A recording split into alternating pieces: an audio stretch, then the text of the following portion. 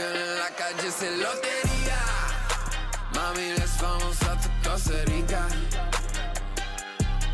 Vive la vida.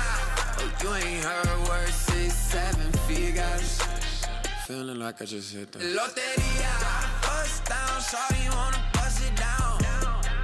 Shawty moving like you just hit lotería. Living luxe now, I just spent a couple thousand. Feeling like I just hit the lotería. My pocket's feeling tight from all these bands, you feel me? I pity these, I fill them with dirt and I leave them a rose. I pick up a petal, a leaf in a leaf. Do you love me now? I guess you better go. I got a new pockets, it's lining no door. The hand it goes deep, but it's only for bros. If you walk a line, keep it 10 toes. If it's enemy to cross, then you get let go. Let the beat go bang, like a Kurt Cobain. If you know my cara, better know my name. Maybe red dream team, put the ink on gang. If you're still out east, do the same thing. Mami, que tú quieres? I know that I'm looking sexy. Mundo lotería, not a young, I stay in flexi. Lotería. Mami, let's vamos a tu Costa Rica. Vive la vida. Oh, you ain't heard words, 6, 7 figures. Feeling like I just hit the lotería. Bust down, shawty wanna bust it down. Shawty moving like you just hit lotería. Living luxe now, I just spent a couple thousand. Feeling like I just hit the lotería.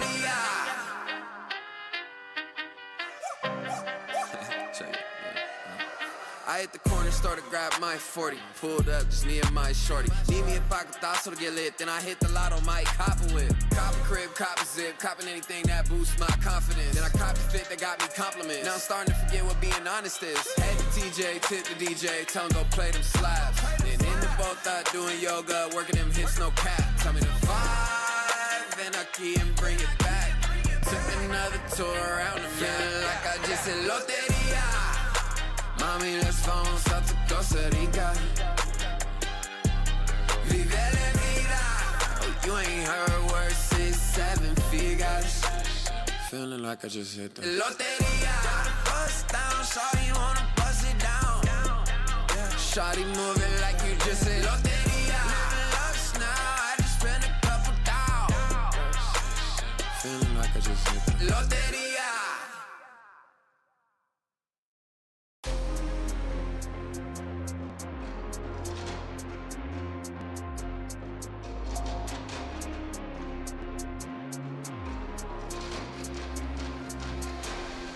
My price went up, you can't afford me.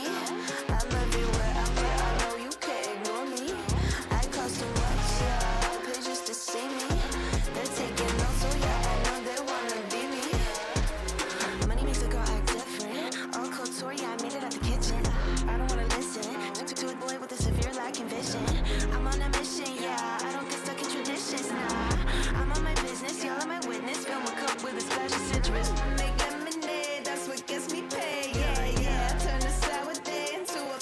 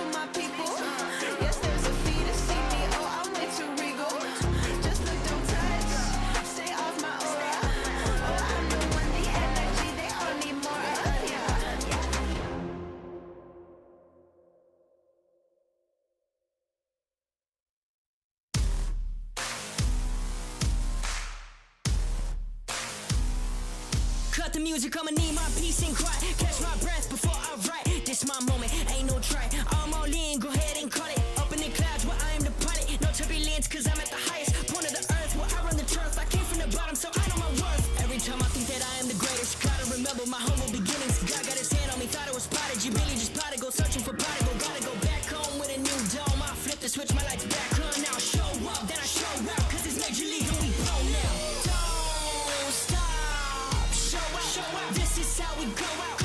Playing with the pros now. Full speed, we gon' roll out. We can never slow down, see the lights, we gon' show out. Show up, show out, show up, show out. Lights on, we shine, we gone. Show up, show out, show up, show out. Lights on, we shine, we gone. Who gon' light it up? We gon' light it up, so show out. Who gon' light it up? We gon' light it up, so show out. Show up, show out, show up, show out. Lights on, we shine, we gone. Take off, blast off. Used to think we got a problem. My light too bright, think I know where to solve it. But who would I be if I cannot be the best version of me? I'm shooting for threes from top of the key. If you can't compete, then don't credit me. Every time I think that I am the greatest, gotta remember my humble beginnings. God got his hand on me, thought it was prodigy. Billy just plotted, go searching for prodigal. Gotta go back home with a new dome. I flip the switch, my lights back on. Now show up, then I show out, cause it's Major League and we pro now. Don't stop, show out. This is how we go out. Playing with the pros now. Full speed, we gon' roll out. We can never slow down, see the lights, we gon' show out. Show up, show out, show up, show out. Lights on, we shine, we gone. Show up, show out, show up, show out. Lights on, we shine, we gone. Who gon' light it up? We gon' light it up, so show out. Who gon' light it up? We gon' light it up, so show out.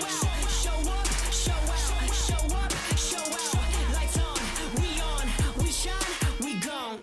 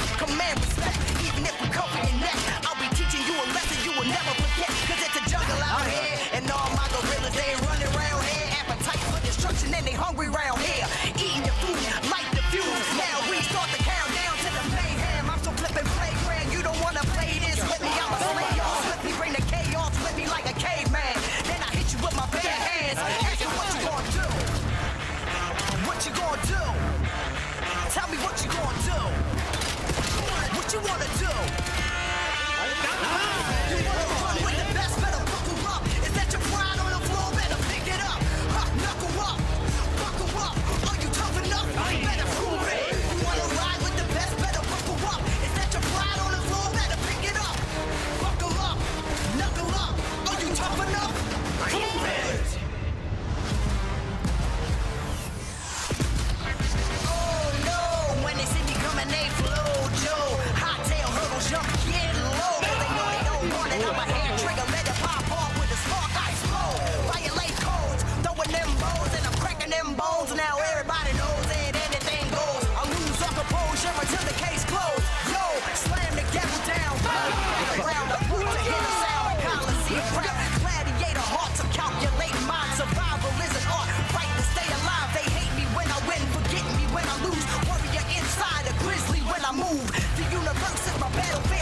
Nice. Man. You wanna ride with the best, better buckle up. That's your name on the line, better live it up. You got a crown on your head, better give it up. Kicking ass, taking names, and it's not enough. You wanna ride with the best, better buckle up. Your name on the line, better live it up. You got a crown on the head, you gon' give it up. I'm kicking ass, taking names, and it's not enough. My son, Paul, my son, boy. Is that your pride on the floor? Better pick it up. Knuckle up, buckle up. Are you tough enough? Better prove it. You wanna ride with the best? Better buckle up. Is that your pride on the floor? Better pick it up. Buckle up, knuckle up. Are you tough enough? Prove it.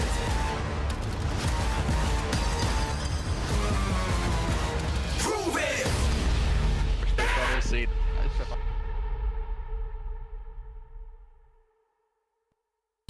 Shotzi. Oh, and he's been tagged up. The timing was great for a second longer, but now Vancouver with a big old advantage. But wait a minute, in a smoke, like a ninja, he strikes on the second man as well in a 1v1 now with less than 20 on the clock. What? What?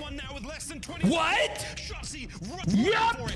Come on, take it to him. He's got to go plant. He has to plant. Oh my god!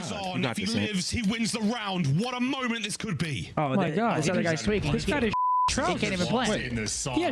His diaper. As long as Sachi doesn't chow this, he's fine. Oh, yo, that guy doesn't play for the win. I keep noticing it. Oh my god, Quavis, there he is. He witnessed everybody and he's like, He said, I want no parts. Dan, I can clip. That's the smoke criminal. I couldn't. Beans able to find the response. A huge trade there keeps us 3v3, but 2v2 and Beans on 5 in a row. Beans has got a stuff to play with as well. Vivid is on fire. Afro is on fire. They're all 3-0. They can currently do no wrong. Next it holds. Lead changes there. The contest is good. Craig gets the kill number 5. Oh, no. Welcome to Call of Duty. Wow. what's up, one and all? Get more comfortable than Tactical Rabbit a Speedo, because we are here for the second half of the Major 1 qualifiers. 2 weeks away. Here's where our standings are. Not the image I wanted to start this segment off with. Strong. I will tell you, there's another image on your screen right now, and look to the right of your screen. LA Thieves sitting at 2-2. Guess what? They got one match this weekend. That's versus Optic Texas, so could be on the outside looking in. On the left side of this, Riyadh Falcons been a big story. 3-2, rising up the power rankings, and 3 straight match wins. Now you got to finish in the top 8 if you want to be in that winner's bracket come the majors, as usual. So, and let's talk about our power rankings and the teams that you expect to be in the clear 8. You got 3 teams in the top tier now. Yeah, I have 3 teams in the top tier, and these are ordered as well. FaZe Vegas, their strength of schedule, they played all the top 4 teams, and they've been absolutely amazing. Coming out of that with a 3-1 record, and you look at the AR duo taking over, I got them number 1. Moving on in the rest of the top, Gentlemates, undefeated in Hardpoint. They've just been unreal there. I think it gives them a huge edge, especially in a LAN atmosphere. Optic, the only team with the extra match in that S tier, sitting at 4-1, so they have to remain there. Koi, and then in the B tier, I have Riyadh above LA Thieves. LA Thieves have lost back-to-back series, 0-3 map count. On the other side of that, Riyadh, even though they've lost LA, they've won 3 straight series. I have to have them above them. And then Carolina have moved up, Miami have moved down. And I think you can assume why I have the rest of the teams in D. So this is my current rating. Explain this to me, though. Yes. How come a 1-3 team is so much higher than these 1-3 teams? Yeah, I would say I've seen a lot of life from the Miami Heretics in the hard points. And when you talk to the rest of the league and to the coaches, they did get a late start in terms of practice, and their break was a little bit accentuated compared to some of the other teams. So I do think they'll catch up. And also, if you were to talk to other people, they would have Miami a little bit higher than this. I actually have them lower than majority of people have. I have faith in Miami to right the ship and potentially be a top 8 team. But right now, 1-3, push comes to shove, you got to win some of these game 5s. A team that is at the very top of the list, though, a surprise pink squad. They represent Vegas. They go by FaZe. They've got a guy named Simp who is the top SMG in the game. You look at the rest of his squad. You bring in a Luka. You put him on the bench. That gives a little extra fire to the starters. They know they got to perform to keep their seat. everyone more than improving their gameplay going up against Optic, a hot 3-0 in that series. Yeah, a hot 3-0 versus Optic. I mean, they have some huge wins. Not only just Optic, Koi and Gentlemates. This is like the rest of your top four. And in this matchup, you know, we mentioned the Zaza duo, Draza and Abuza, map one taking over, which that was the narrative. Like, can the ARs contend with the other AR duos in the league? Well, newsflash for you, they absolutely can. Maps 2 and 3, we saw Vintage Simp, who looks like the best player in the game. All signs point towards FaZe ascending and continuing this battle. Look at these sides. Ready for this one? Tomorrow, you're playing Cloud9. Yeah. Struggle in game 5s. Then you're playing G2. Struggle to finish out series.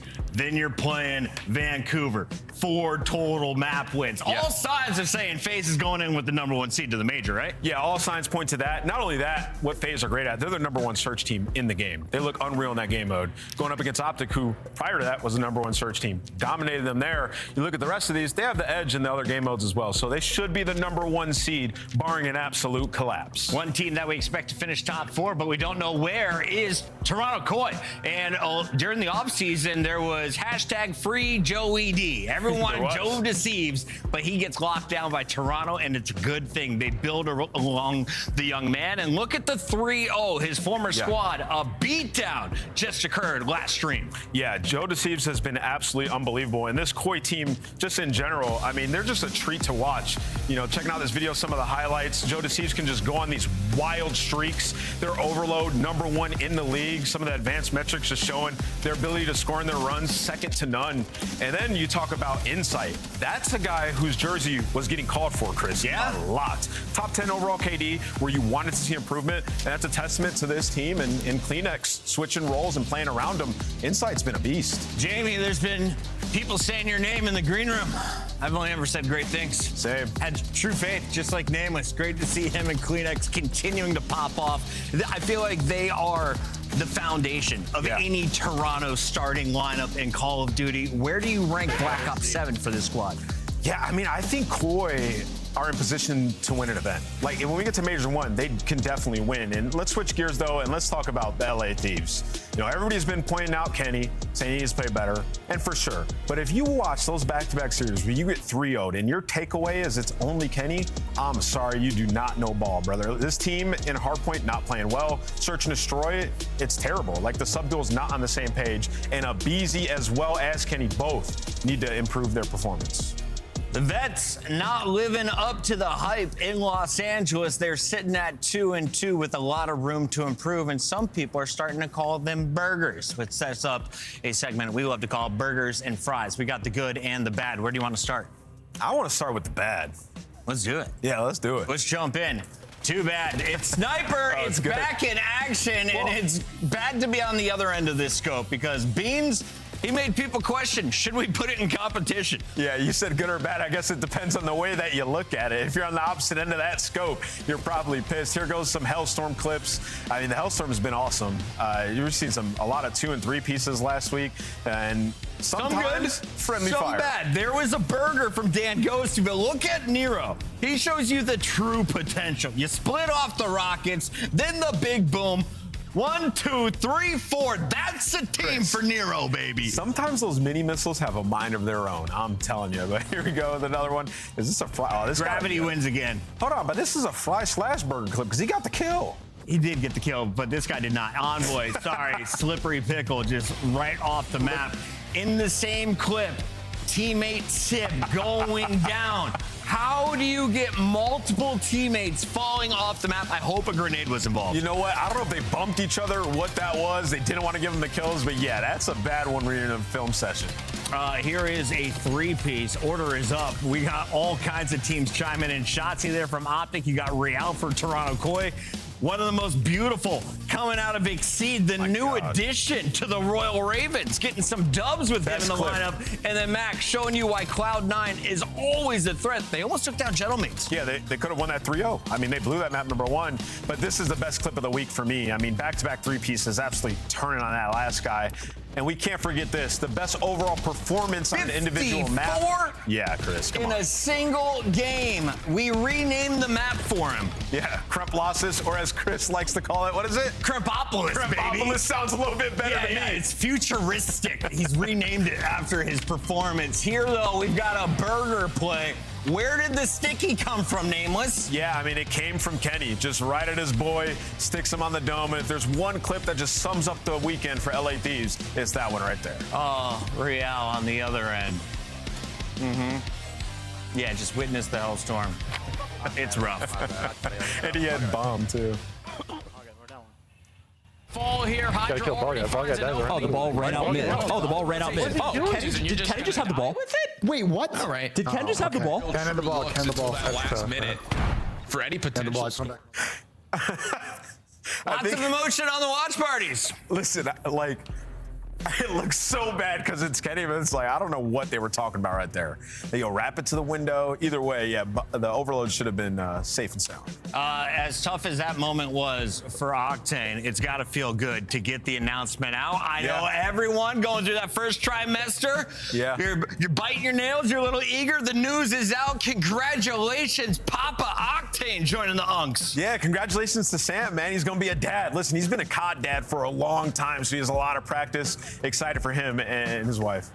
Congratulations to all the dads in the Call of Duty sphere, all the moms and everybody watching. Get ready. It is week number 4. We're getting in day 10. CDL with Nameless and Puckett and friends like the Heretics, Vancouver. Absolutely. Must win for Miami. Lock in.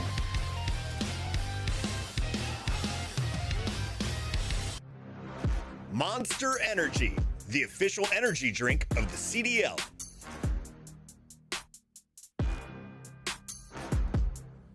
Look like the pros to play like the pros. The CDL team skins are available now. Scan the QR code or check out the in-game store now.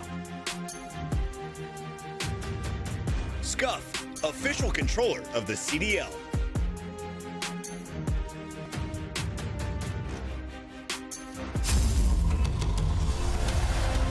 Let's find out who's built for the big stage. Heretics ready to dive in. Finds 2. 4 and Snoopy wipes them all. But Hydra with the switch impossible. He's making top room. So damn happy. Inside. Down the Bruiser. Dominance on the grandest stage.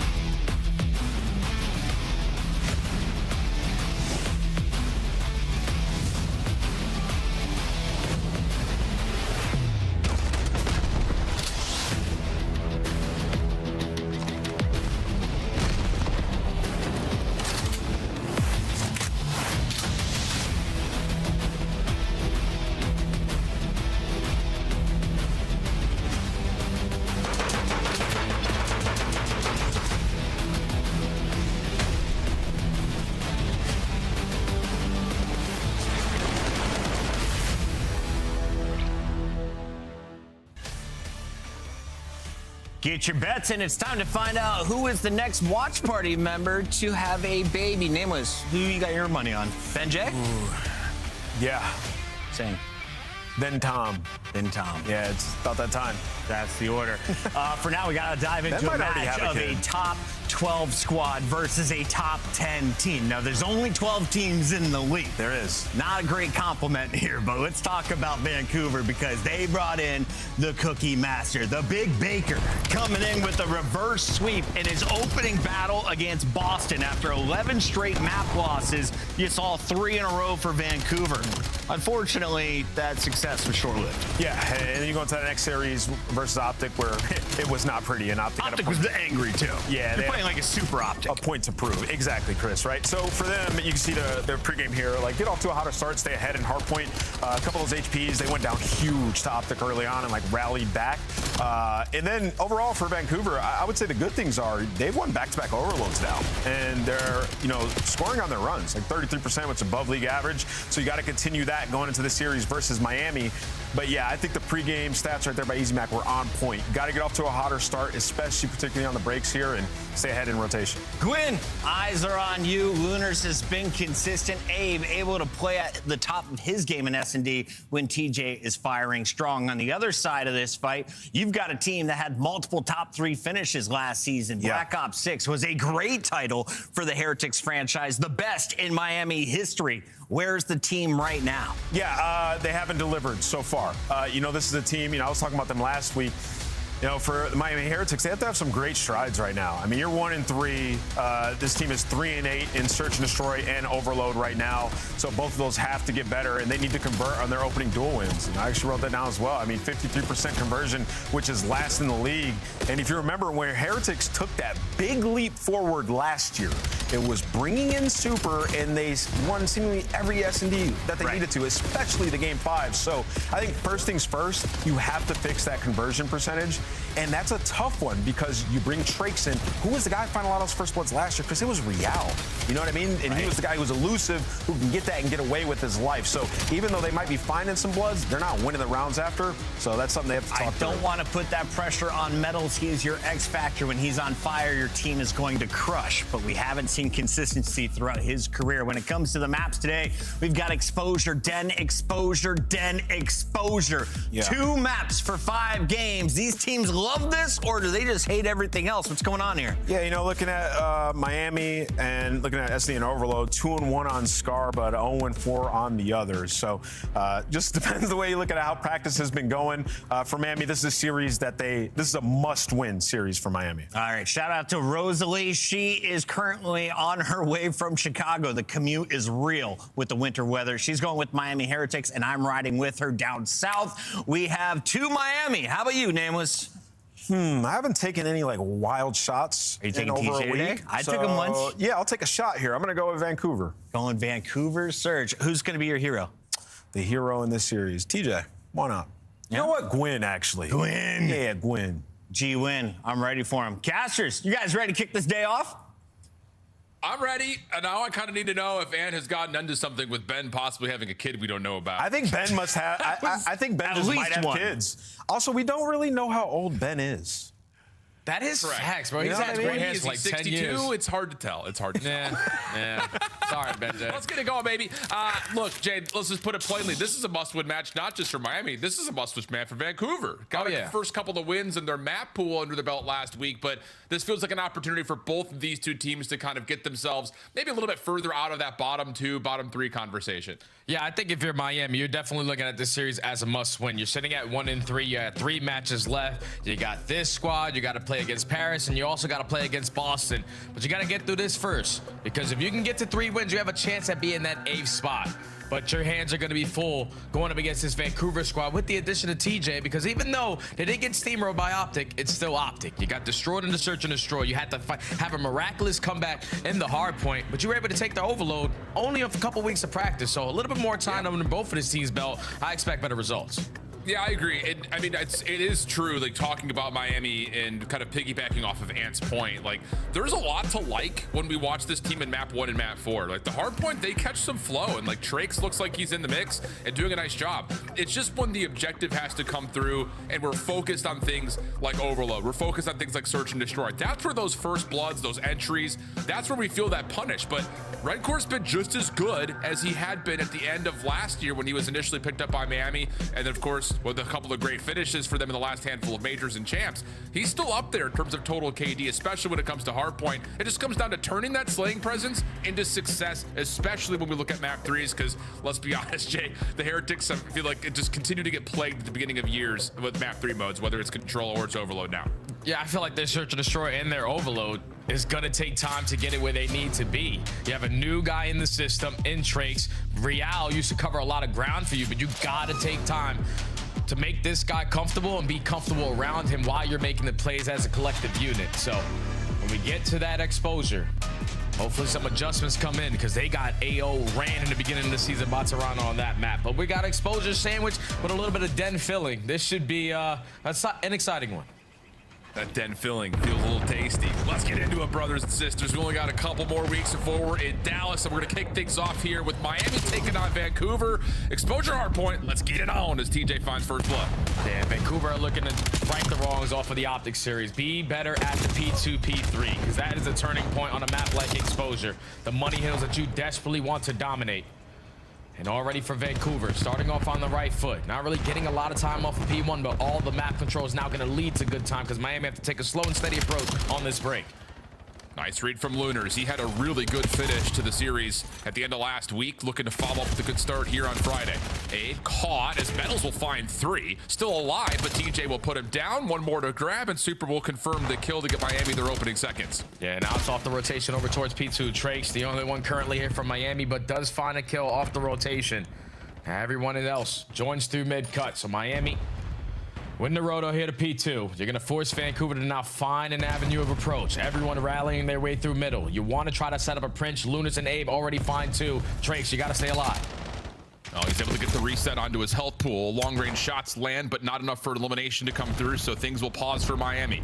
Vancouver, a quick establishment of control over P2. Heretic spawning on the right-hand side, looking to set something up, maybe waiting for Trakes to get through mid, but it's taking a little bit too long. Metals gets pushed off his angle in the corner. Stun comes through. Easy follow-up as TJ finds 2, and that really just kind of shuts down the push before it even happens for Miami. Yeah, and now look what it does to the spawns. One player from Vancouver is going to be blessed on the backside of P3, and if you're Rencor, you're thinking about this rotation, but now you have to think about what corner I need to play in to just value my life. Gonna get a freebie off that old time of Vancouver in the position to chain it over towards this P3.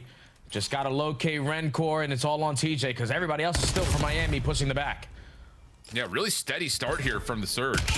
Ape next one up. Double doors are open. Able to find the first. Not much damage to the second, but over the window. Gwyn finds the trade. Lunar's trying to work from the low ground. Pushed back, and Miami will control a little bit of time here early with the close spawns. Next hit, though, immediately on the way. TJ trying to break things open. Doesn't have any help with him initially, but Lunars can get one trade, and Vancouver can continue to stay present as they try to continue this break. Okay, and if you're Vancouver, you got to try to bank on a stunner grenade to make this approach a lot easier, but now trophy systems are going to start to develop. Miami light up the kill feed.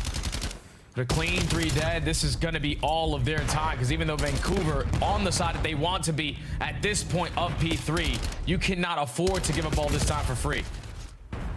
Well, TJ kind of forced to get into the mix. Gwyn following up. Good damage comes through. Can he find 2? Yes, he can. Still one more on the outside, though. It's Rencor. Wants the trade, but shut down. It's Gwyn for 3. Doesn't result in too much time for Vancouver, all things told, though. And they're going to have to be a little bit pressed trying to get over to P4 with Miami already in position, but spawns haven't fully opened yet. Rencor will spawn out, but Metals will spawn in. Miami trying to reinforce Tricks in the hard point, but he drops, and Vancouver's got an entryway from the front.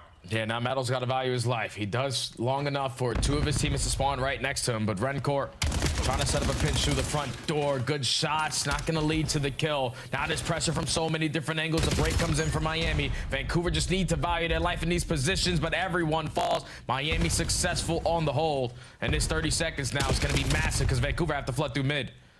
Yeah, a little mixy, maybe a little sloppy, I think, in certain moments for both teams, but a very even game, regardless of how it's unfolded to this point.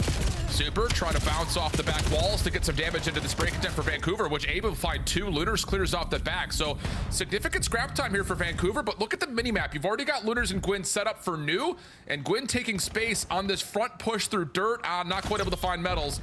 So Lunar's in some problem spots here as he tries to keep his life waiting for help off the old time. Oh, but Metals gives him a freebie, so now Lunars has this power position, and this was a struggle for Miami in that series versus Carolina. When you get to this P5, how do we approach this? Because you keep on losing top mid, but now you're playing too hard for top mid, and Vancouver are just soaking up as much time as they possibly can, but the numbers are in your favor. The break is in. Super clearing out mid-map has Vancouver a little bit stressed on how they want to even approach this hill at the moment. 2 players held back just outside of ring. Gwyn waiting for an opportunity to strike through middle, but someone's got to make a play here if you're the Surge. There's the up and over. Abe finds the first blood. Lunar's able to support for a second. That works. Took maybe a little bit longer than you would have assumed for a 3-2-1 go, but it works nonetheless. 20 seconds to fight for, and if Vancouver can find every single second, we're going to be looking at a pretty much tie game. Yeah, pretty much tie game. The ARs from Miami trying to hold the rotation through top mid. Don't want to get chained from that P5 to P1. You need to make sure you're controlling your long alley, forcing them all to be over towards ringside, because you're cleaning up house at this old time. So initially, you're going to be uncontested. You know where the pressure's coming in. Just got to win a gunfight. Yep. Trakes on the corner, able to take down TJ. So 20-point game. Super. Ooh, gets a lot of Gwyn, but not enough. A little fall off has Lunars forced to play for a trade. And Trakes, who continues to kind of dance with the devil here on the corner, is able to get a second lease on life. Stuns, nades over the top, largely landing, but Trakes able to respond. And he's got more in front of him. Again, just kind of playing for that little bit of info. And now, again, off the regen. Nice moment. Nice individual showcase for Trakes on 4 in a row. And Miami, another big lead starting to grow here through P1. Yeah, it doesn't overchild. This is what Miami are good at in hardpoint. This is why this is their best mode, because when they are set up, it's very difficult to break on in. They have crossfires galore over at the long alley. Doesn't allow Vancouver a sniff at breaking them off of that barrel. You don't usually see full 60s off of that P1, but now you have an opportunity to chain it over towards P2. It's a 2v1 on the gunfight for the rotation. Abe trying to buy you his life. Now he's forced to back down. You lose it, and Miami have a chance to blow this game wide open now. Yeah, they sure do. They sure do. So waiting for Abe to come off the respawn, but this next break attempt critically massive for Surge, and it's Super who pushes out and finds 2 while cooked nades were starting to be the next play. Now back to the front, off 4 in a row. Not quite able to get the 5th as TJ doubles down. Metals trying to respond to the play, but was also looking to kind of kill some time and wait for Trakes to get into the mix.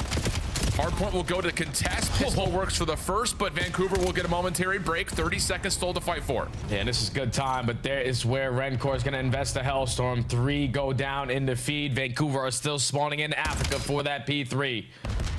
Just making sure it's going to be Rencor hard blocking towards the back, but look at how much space they are taking. Rencor is not going to touch his controller as long as Metals is pushed up towards ring. Everyone else contesting at the whole time, because you're going to win the rotation over towards P3 with everyone spawning still towards the back, unless you just die at the wrong time. Yeah. No, that's a good opportunity now for Surge. Well, Metals is going to put himself up top and have to take on the entire Surge team. He's not even going to get one. So great moment here for Surge to bounce back into this game late. 179 plays 109. But an opportunity for a potential full 60 here if they get a read that Trakes is setting up a pinch. Are they alerted to this? Gwyn trying to sniff it out. Ring around the Rosie down low. Trophy system keeping him safe. Then he goes into the smoke from the Semtex to give himself a little bit of coverage for the first blood. But now the pinch is underway. Miami able to find 1, 2 from Super, and that will confirm the break. And all it took was just Metal finding 1 kill on that pinch off the guy that was coming off the respawn. That allows them to know it's a 3v4 in towards the HP. Everybody just fly and play your trades. Miami get the break. Dude. Walk away with this final 30. Vancouver again on the back foot, dying off the rotation, spawning at old. Gotta haul your ass all the way across the map to get there early. Yeah, and I will say, after the opening from TJ, he has slowed down considerably. 15 and 22 now after at one point, I believe he was 10 and 5. So not a great secondary set of hills for Vancouver. Super, meanwhile, is 20 and 10 off 5 in a row. So maybe a little bit of a slower start for Miami, but Metals is playing well. Super continues to be impressive. And it's going to be on to TJ to see if he can win spawns for Vancouver, who desperately need a break, and they do at least find the kill inside the heart. But the turn back to Super doesn't work. He's on 7, and a second Hellstorm is now earned. Yep, and you still got those back spawns secured for Miami, so you can flood your way right back in. Everyone focus on the front door and towards Solar. Vancouver find at least 2 kills, make it all 4 in the feed. Still some close spawns here for Miami to try to contest it. Drake's watching the OE, wins his one-on-one. Now there's pressure again from every angle, and when you have this much of a lead, you don't really have to think about rotation, and you also got Hellstorms in the back pocket for breaks at P5. Yeah, that's right. Rencor shut down, so Vancouver will have a lease on life, making a rotation over to new. Metals will be here first. Trakes nearby to block off one side of dirt. Tough gunfights though up top at mid, especially with a Dravik, but TJ just jumps on in, doesn't coordinate that with Abe on the other side, and they will both drop. Hellstorm to try to put this game away, not even needed. Metals and Trakes will find the kills they need. And this is down to now desperation measures for Vancouver if they want to try to find a way to keep this game going. Yeah, you got to get in. You got to hit a stunner or nade, try to contest your way through long. You know that Metals isn't going to OE and give up his life for free. Final 10 seconds, you got to get a push, but stuns are just slowing them down. Nades are not allowing Gwyn to cross. And Miami's still looking to close it out here. But everyone dies at the wrong time, so Vancouver's still showing fight. Got to win a couple of fights here if you're Lunars. Gets the first, tags onto the second, wants it, finds it, wins it. Double for him. Game's not over yet, but with only 8 seconds of cushion, the pressure is absolutely immediately onto Vancouver to be perfect. Don't want to give up any scrap time. Abe's going to tuck himself into a corner. Going to get maybe a chance at a 1v1 here, loses it, but we head over to new at P1. TJ can't find the trade, as Trakes will get a double from a very predictable spot, and then that win for Metals may determine the game. Yeah, that sure will. Good stuff for Miami, man. A little bit of a slow start in the first couple of hills, but the macro game works out nicely. They slow down TJ, and honestly have a pretty comfortable win, all things told. Yeah, you're winning basically every single rotation to all the money hills. You got some misplays that happen at the P3s. It shouldn't be that easy for Vancouver to break the way that they did on your first go around, but you make your adjustments on the second with Metals playing patient through the front. The turning point of this game, though, was the P5 to P1 chain off the second rotation. That's a full 60 that you cannot give up on the dead center hard point. It was just very difficult for Vancouver to try to set up a break because everyone individually was going one by one. All right, we're going to chow long. I lose the gunfight. I'm one shot. I can't chow. They got a crossfire set up. Just wasn't in sync. Just committed on the default play, and you give up a full 60 on P1. Most likely, you're going to walk away with exposure and a W. But Miami take care of business. Super has his moments. Rank car started off hot. You had a couple Hellstorms to invest into that game. And Miami just start off the series on the right foot in the hard point. 24 kills, 22 non-traded for Super. Mr. Untradeable a lot of the time last year. Has already started off the series the same name. And for Miami, again, you love to see an exposure hard point come into the mix because it's been one of their most rehearsed maps, especially they played it in their last 3 series. They've only dropped it once. That was to Carolina most recently. But all things told, that scoreline 250 to 194 is right about what the average is for them. So they meet the marks in terms of how they've set this map up into their favor. For Vancouver, you know, okay, good start, strong start, but we're still looking to see how this team is going to come together, right? Like, yeah, it still feels a little bit odd. I mean, TJ and Gwyn, of course, have familiarity with one another just based on the last couple of years of competing, but Abe and Lunars, it still feels like, we talked about this on Challengers yesterday.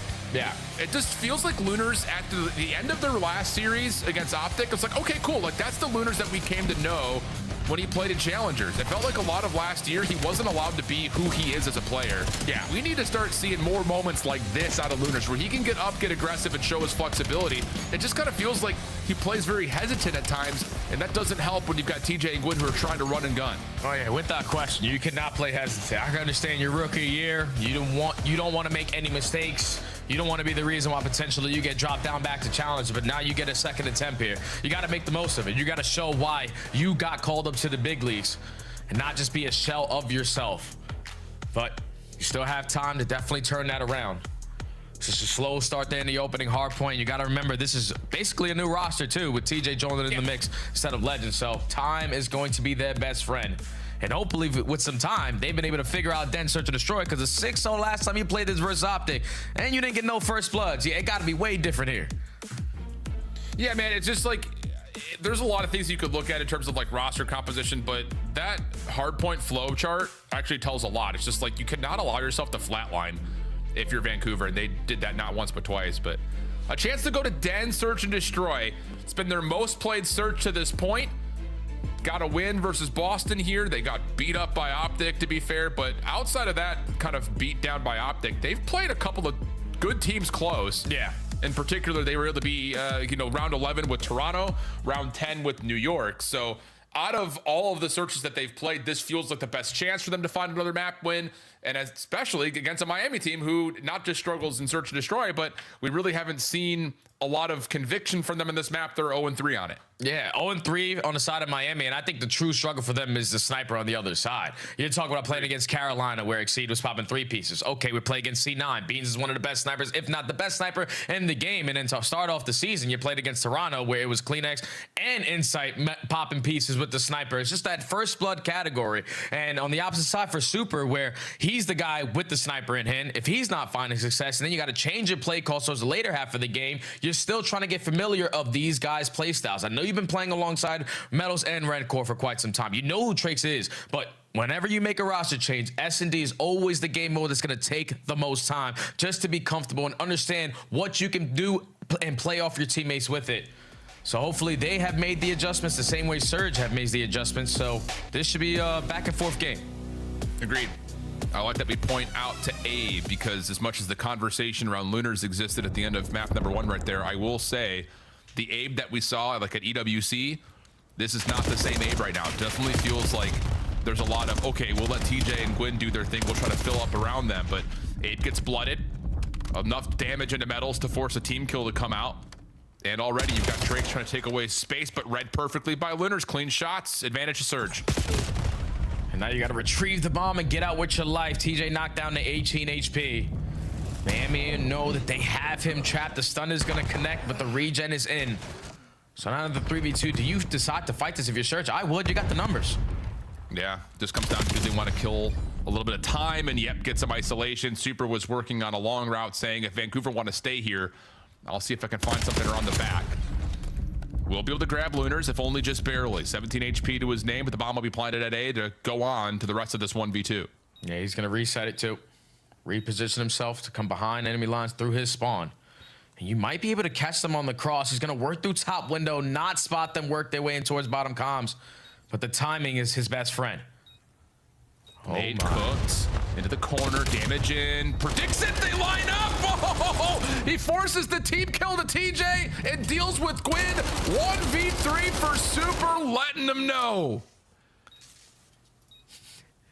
That's how you instantly shut down all momentum. Vancouver thinking, all right, 1v3, get this bomb planted. Should be an easy cakewalk round, but Super, this is why he was brought into the pro scene. For big time plays like that. Finds the one-on-one gunfight, the repositioning, the awareness. Because usually people in 2v1s are not using their tax. But he said tax can also assist me here in this fight. Both people are one shot. A team kill is forced. And that second guy is just melted to shreds with the drive in hand. Super with 6 HP in a dream. Instantly still the souls of Vancouver. Miami take the opening round. Oh, it's another heartbreaker right there for Vancouver. Early smoke out for the Surge defense. Challenged and pushed out though by Trax. That set play just did not work. Let's just put it that way. Did not work. Trax should have Gwyn low, but wait. Already Gwyn's able to snipe to save TJ, who was low. So he gets the regen. Metals needs to be a little bit cautious here about how much he shows before it gets pulled off by Gwyn. Yeah, you gotta be careful because Gwyn is obviously holding the angle and finds kill number 2 on the round.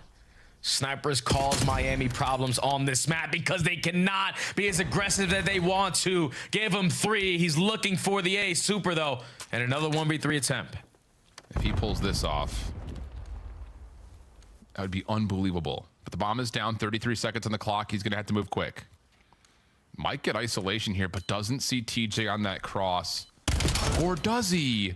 Oh, goodness. Now has the isolation. TJ's in some major trouble, but Super cannot lock down the shots into the staircase.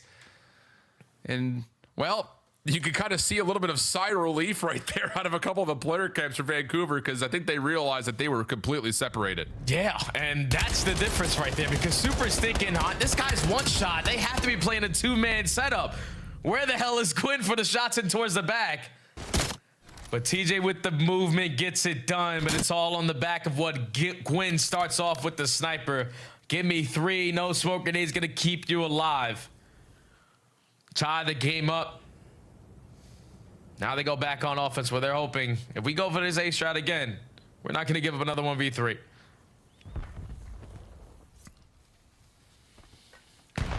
Here we go. Back to the same opening attack that Vancouver had in round number 1. Aggression over towards the A site. Miami stepping away, just throwing shoulders through small. Rencor on the corner, has Super there for a little bit of assistance.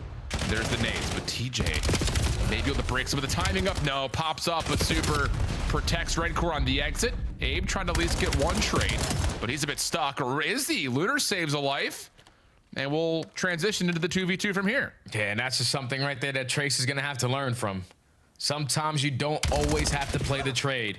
Your teammates were in a position to play here, Trace. You just give up your life for free, and now Vancouver sees all of that information that they are approaching from the flank side. So time is starting to tick, and this is going to force Miami to think that they're going over towards B, but this is a bloodbath about a minute. Uh-oh. Yeah, shots are perfect from Metals. It just a little bit too slow for Vancouver, checking every single corner because you have to, like you mentioned, they just didn't know where the other Heretics member was, but it's just a straight rundown by Miami. You see the initial challenge for Vancouver largely shut down thanks to the support from Super.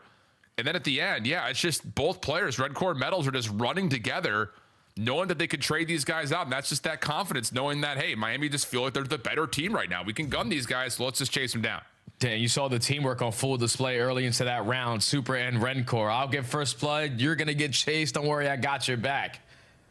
And even with Trace throwing away his life for free, you still got the ice, fellas. Clutching up on the round. So now back on the offense for Miami. Another smoke grenade gets invested for Vancouver to try to take some space over towards B. Or not. Everybody's going to sit towards back dojo, but you spot TJ on the cross. Yeah, Metals just forcing it forward. Gets through the smoke. Is he able to spot Abe through this lingering smoke? He sees the gun and then gets the pre-fire with team shots from Rencor. Yeah, man. Miami's looking pretty good right now. Vancouver just a little slow, a little stagnant, and they're getting punished by the sheer aggression out of Heretics at the moment. Yeah, it's just they're pushing through the smoke grenade. Like, you're keeping the smoke on their side of B so they can stay on their head glitch and not push through 10. But that's 2 times now where you invest that smoke and they're already on that B site ready for gunfight. So TJ just gets caught off guard. Abe not in a position to play a trade because he's still going to be one shot and trapped in that corner. And then once you lose those 2 players at dojo, you have to try to make up for it somehow, some way, either on a pinch or through the middle of the map. And your island player in Super catches one for free, and then Gwyn, last man standing, just gets picked off. So got to make some adjustments now if you're Vancouver, because that smoke grenade to try to slow them down is not slowing them down. Agreed. Feels a little too easy right now for Miami. Outside of the heroics from Gwyn's sniper rifle, it has been, yep, a lot of this. Great. I mean, what are we looking at, Jay? Hello? All right. Is it... They've played this map more than any other, and it looks like we're just kind of throwing things into the wind to see what actually catches. They tried to switch up their pacing there. 4-man push through B. But the smoke probably doesn't get to where they wanted to. Stuns and nades are connecting on the side of Miami, and this time they decide to stack 3 players on this side of the map. It's been a 2-2 split every single round. You weren't expecting a sniper to be there, so you're forced to slide a little bit more aggressive to get towards the outskirts, but the crossfire is being set up for Miami. Time is your best friend. They are starting to look polished here in Search and Destroy. I'll say, I mean, it doesn't get much simpler than this for Miami at the moment. Gwyn trying to keep that sniper active over towards Dojo. Trakes is going to show some pressure with the smoke and maybe a couple of pre-fire shots, but that is all just a sleight of hand. It keeps TJ and Gwyn interested. Has Abe pulled all the way back at pillars. So depending on where exactly Miami want to go, they're going to find themselves at worst like a 3-on-1 if they commit together. They're just looking for information on at least one player. Potentially the rotation on Lunars. He's going to sit nice and tight over towards Plaid. But the bombs starting to edge its way over towards A. At the same time, Vancouver should have this information. There's still no one at B. All right, they got to be A. Yeah, and that's enough information right there from Abe saying that we're in some trouble. Gwyn, nice shot. TJ cleaning up Trakes at mid. Leaves this now largely to what happens on the terrace. Lunars hunting, searching, caught from behind. Where's the help? Gwyn's got a pistol out trying to get in there. Does he have support with this? He does. TJ for the trade to the 1v1. It's Rencor on the other side. 20 seconds to play. Rencor not going to plant. Instead, try to rewrap this around the back of Dragon. Ooh, does he have the time to get all the way to B? He does. It's gonna be close, and yeah, he'll just have it by a couple of seconds. Yeah, TJ was expecting him. Okay, 15 seconds. No way he's going to think about that rotation, but now it's all about the exit. Can TJ spot him in towards Dojo? He does, and the SMG flying high allows him to get the better of Rencor there. I just think Miami were a little slow on their approach. Like, they were waiting for the perfect amount of information so they can set up the perfect play.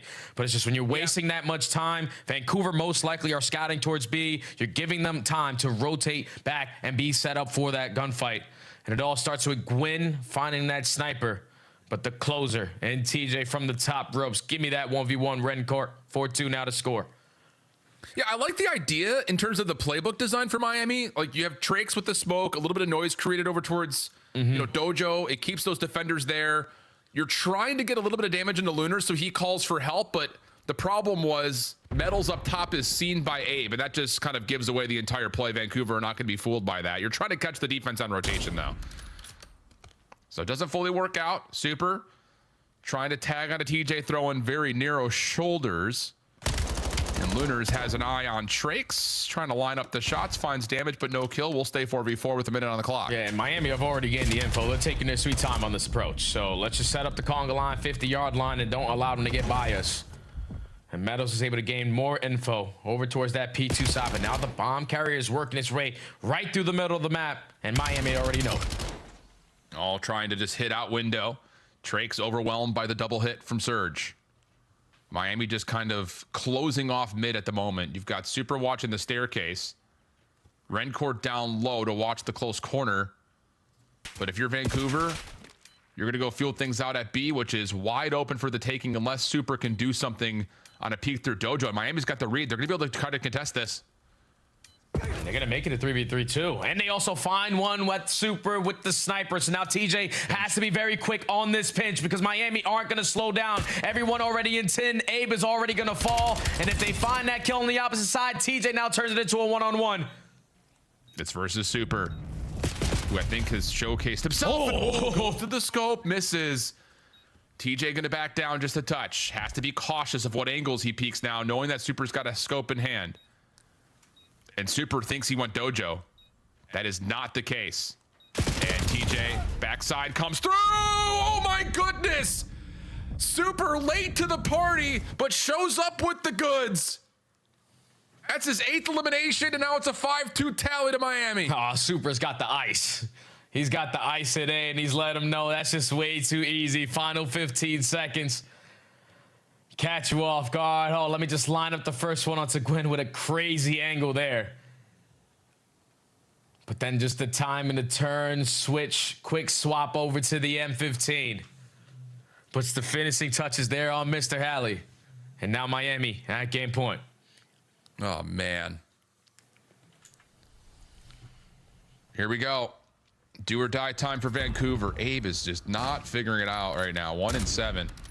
Super looking for some tags. Gwyn on Dojo. Good angle. That's enough for seeing information. And Super's not going to miss that. And Vancouver are going to have to really scramble off of TJ's pitch. He finds one. Lots of damage into a second over through 10, but there is help nearby. TJ now to the pistol, trying to see if he can force out a second kill. Not the case. Abe, Lunars, last one's left alive. 2v2 situation with 25 on the clock. And Abe has to clear this left corner. Trakes nearby. Vancouver gonna just double team it all the way out and over the top. Should be able to find this kill, but oh, Super makes it interesting. Enough time though for the defuse. Yeah, good stuff right there to Vancouver to just take that angle of approach instead of giving Gwyn or Super a potential angle to line you up with that sniper. You chow both from the site. ISO the player sitting on the outskirts, and then Super it's a sniper pistol. Just 2v1 send it. Miami tried to switch up their pacing. That was the first time they got the bomb planted in the first 15, 20 seconds. Just try to catch them off guard, but Vancouver had the numbers to retake it, even off the back of that first blood from Super. Yeah. Long road ahead of them, though. That's one of what has to be multiple rounds consecutively put together. Gwyn going to be an island player at A. Looks like for the moment he wants to make sure there's no aggressive defense on the top side of the map, but instead for Miami, they're going to take mid and run with it. Super wanting to cross. We double peek that for reasons that we may not understand. 11 kills for Super, and I don't know if he sees that slide over. Maybe he does. He's looking for the window peek. You already have the first blood, though. Your teammates making sure you're safe from Couch's side, so you can already see Gwyn trying to play for that kill, and Trace got your teammates back. 4v2. TJ Allen and Luna's trying to clutch on up. Yep. Metals, clean shots. And how about one more? Yeah, no problems there, man. Goodness. Obviously a much better and much more polished showcase there from Miami. A couple of really cool designs, even if one of them may not necessarily work, but the playbook looks like it's starting to get pretty built out here on Den. For Vancouver, though, can't quite get on the same page. And maybe that's just the umbrella statement we could use for them right now with the recent change in the roster, but not good. That's pretty much the only real words I have about that. Not very good. Yeah, but I'm looking at Miami just so far on 2 maps, showing the improvements that they needed to. Adjustments in the hard points, making sure you're dominating off the rotations. You've been struggling in search and destroy, and that's due to a lot of these rounds not going your way early on. But this time you find 7 out of the 9 first bloods in this game. It was a lot on the back of what Super and Metals were able to get done, especially with so many clutches there out of Super. But they were starting to play in sync. The teamwork, the crossfires, what we saw all of last season from Miami Heretics is starting to be shown on display in this S&D. And if they can play like that, oh yeah, this is still going to be one of those teams that are very difficult to play. It doesn't matter how good you are. Yep. Because they can catch you off guard. And now you're going into an exposure overload where this is the mode they need to work on. We saw improvements in the first 2 maps. Bound to see some here.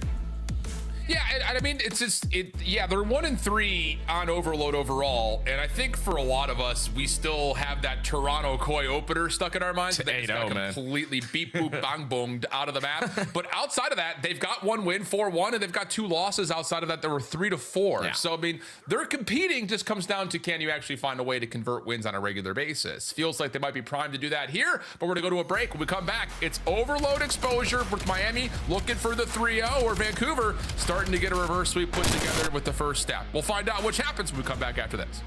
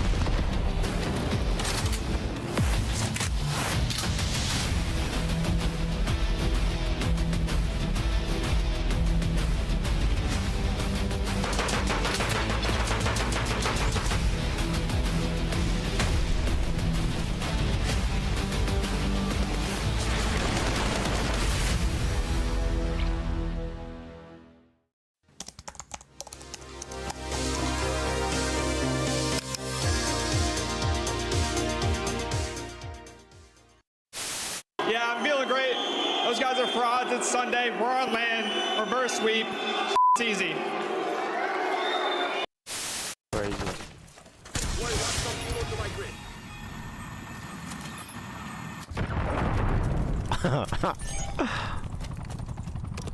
I suck with this.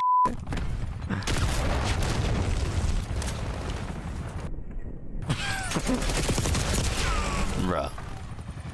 I'm not using that shit ever again. That shit out. Backwards. 2 in the mix. Nero's gonna get. Go! Go! Send it. Go! Holy shit! I mean, Oh, hold on. They're actually making plays. Wait, there's only one guy. Wait, they got it. Bro, what What the f? What the is Carolina doing? Bro. In honor of our Father's Day, we're going to have a friendly competition amongst the dads on this show. How many dads?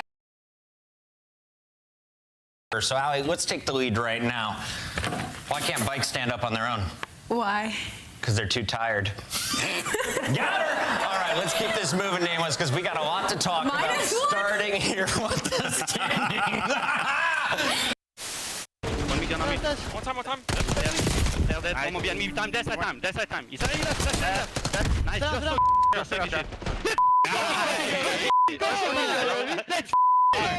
Yeah, we'll run him. I told you we'll run him, bro.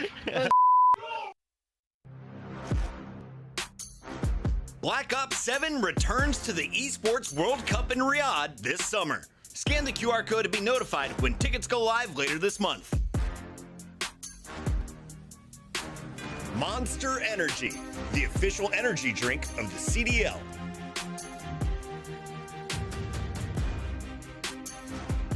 Look like the pros to play like the pros. The CDL team skins are available now. Scan the QR code or check out the in-game store now. Come on, wants to stop. Come on, let's go. Come on. Oh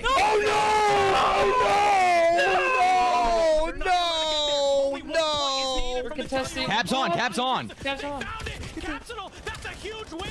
But look who Get in! This is Trace. Get in! Spark. He managed to get it.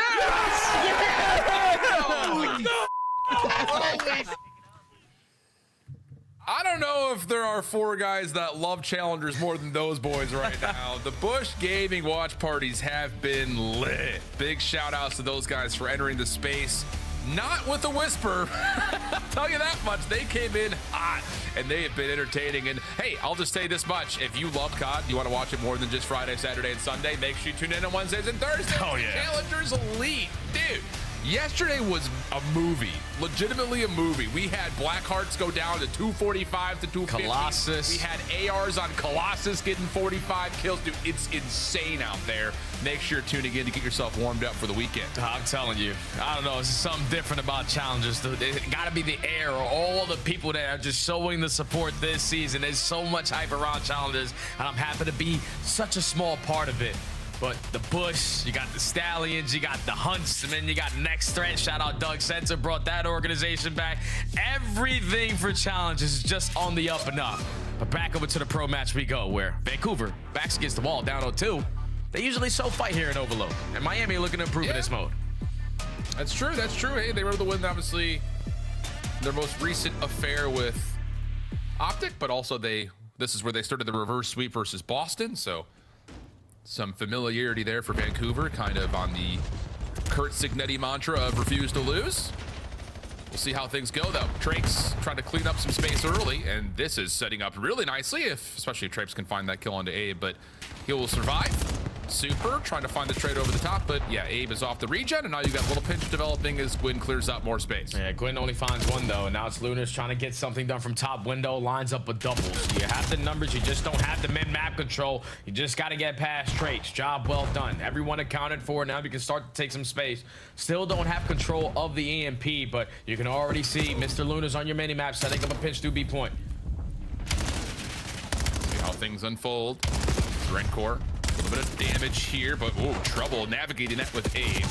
SMG up close and personals working out nicely. And this has been a nice moment for Vancouver. I was gonna say, like, the opening minute of this was just sheer TDM, but now all of a sudden you've got Vancouver trying to clear some space up, pull some focus to A, but need to wait for these 2 off the respawn before they can commit to one zone or the other. Yeah, but Metals gains the info. All right, the MP is starting to get off the rotation, so spread the map a little bit, and now Lunas opens up the A point. You got the numbers. Abe on the pinch finds kill number 3. Now all you got to do is take care of Metals on the back wall. Super set up one crossfire, but Metals does enough stuns and nades to just keep Vancouver not near that A point. Yeah, at least time of possession's looking decent for them. Just need to find the kills behind it. And I will say, Metals is having himself a series. And what is it we often say? If Metals is frying, Miami's usually winning. Seems like that's often the missing link. Hello? TJ, a little snap with the pistol. He should be able to score here. Uncertain if there's anyone over the top, but no worries. The patience will still work out for the first score for Vancouver. Yeah, I think Rancor just forfeited that score. I think he thought that was instantly going to go on in. So he was playing the reset.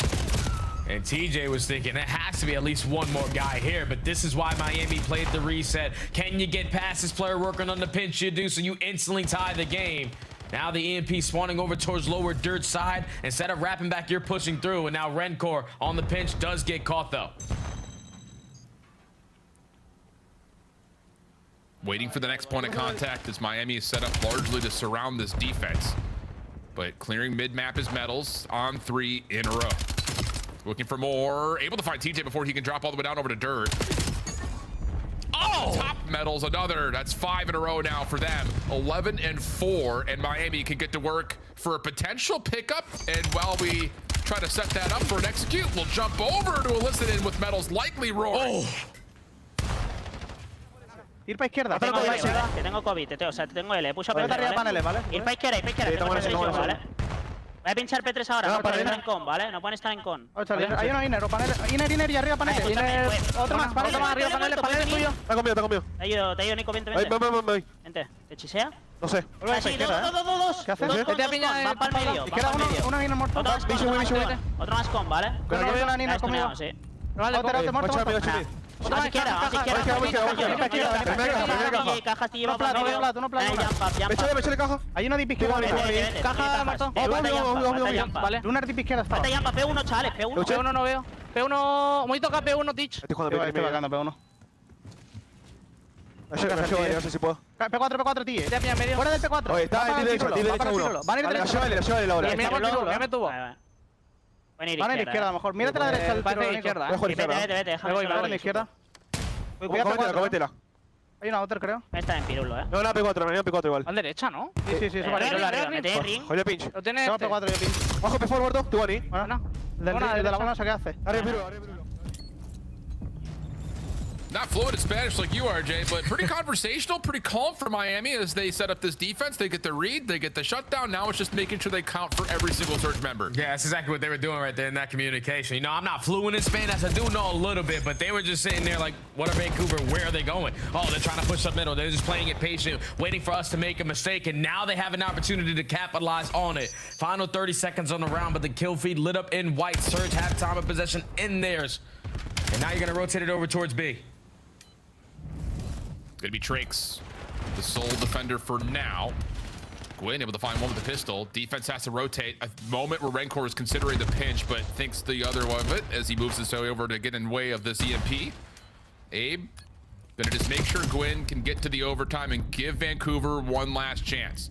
That pick allows them an opportunity to frame something up towards B. Oh, but Nate over the top has Abe down, and now the extra 30 gonna be hard pressed unless TJ can create something through P4. No, not the case.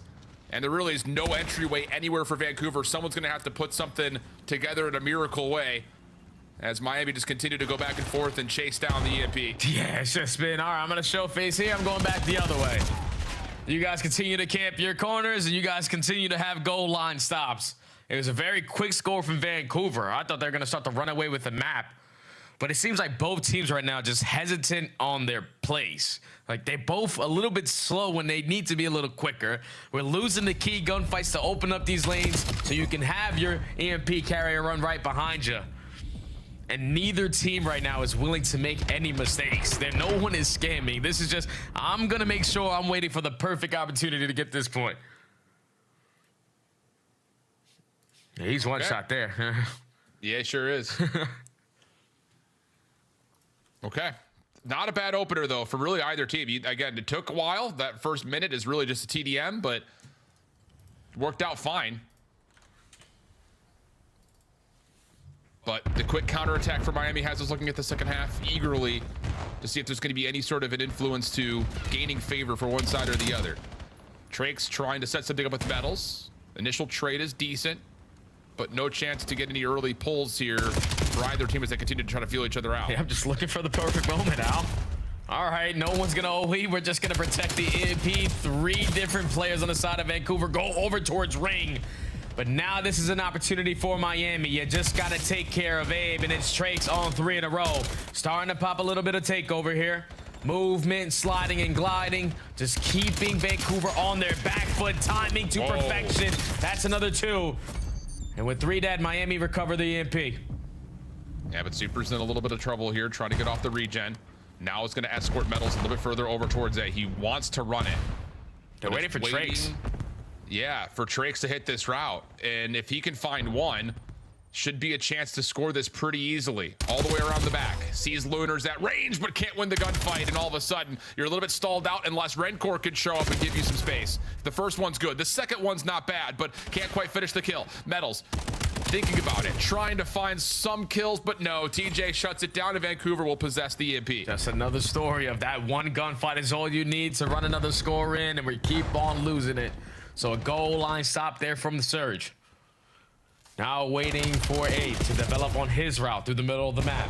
Another pinch on the opposite side for Trakes. This can break them down. Trakes, you just need to find a double. At least finds one. Can you get this trade on Abe? You don't. And Abe just winning that one gunfight again slows down the play. Well, Vancouver able to stabilize. The EMP will reset. See if they can find a way to win this outright as we jump into a Vancouver. Listen in. Behind us, you have a ring. Back ring dead. Nice, good job. One's off one, missing one. Yeah, probably pillar. They like playing pillar. I tried to need over mid. I think they're mid. Careful. Push on left though. Push on left. He's on me. P2 tank, guys. Yeah, I'm here. I'm the right hop. I think you're mid. One con right now. Two server, one left. Server, one con. Right here. Too long on me. I got one shot. Drake. He's the Drake's in. One left though. Missing got con. Blow out of me. He's front server super. Going long. Spawn right. Let's have his left. Okay. I don't see P4. I don't see P4. Okay. Right in this right then. Yeah, we can go right then. A-search. Okay. Yo, flanking dead. One shot. A-search in. Nice, two. You're right at me. Shit, bro. Drake's in super, bro. Drake's in super. I'm going Zig. I spawned deep. Zig, Drake's one shot. I hear you. I'm marched on here, Isaiah. One shot. Shot the back, two of them. We're about to get pinched here. Every pinch. I got one shot here. We're after wrap it. Get trope down. I spawned right there, pinching. I'm gonna need this, bro. On the hitty, metal. Here, I need it. Need it close. Zig tricks. Not taking the heady. A-search right now. Coming close, weak, on the barrel. On the barrel right close. He's even up. A-search, one shot, bro. I hear you. He hopped on bomb. There's two on the right. Two in top crate. 2 or 3 on the right. They go top. I've read it. Nice, good job. Two hop. I'm up in your right, Teach. I want con. They could be our low ring. Should be low ring on me. Could be, I hear you. I saw my low ring. Nice job. Right dead. Hit a ran through a ring on me. Everyone right. He's top ring, bro. Okay. Top ring. I'm one shot. Push on right. Yeah, go on. I hear you. It's in Drake's ring. Could be. He didn't pinch me. He didn't pinch me. I don't know where he is. I can't really tell him. I'm like going left. I hear you on deep right too. One's going pillar right now. Okay. He didn't stop me con. This one's got ring still. He's trying to be people. Feels like a bit of a stalemate right now, Jay. It just seems like every time either one of these two teams gets 3 down, they can't find the last kill they need to set up an actual execute to score. It's been really quiet this half. Yeah, it's just all right. Every time we get 2 kills to go our way, it's just 1 kill that goes down on the opposite that makes it an instant slowdown. And just like that, 2 kills in favor of Vancouver. Metals off the respawn, lines up a double. Now Luna's just trying to finesse. Trying to slither his way with the EMP, but he falls. And now Miami have an opportunity to instantly get a score because there's only 1 person here to contest. Oh, but Where's TJ the lead finds blocker, the EMP man? carrier, dude. It's just, I wanted to be a little bit harsher. Like, stalemate was the polite way of saying it. It feels like a pillow fight right now. It's just like both teams are like, no, you. Like, it's just we're not getting that last final effort to get these scores through. Metals, again, having a great map. Trakes could be said for the same. But we're not able to find that last kill that matters to get a score for really either team at the moment.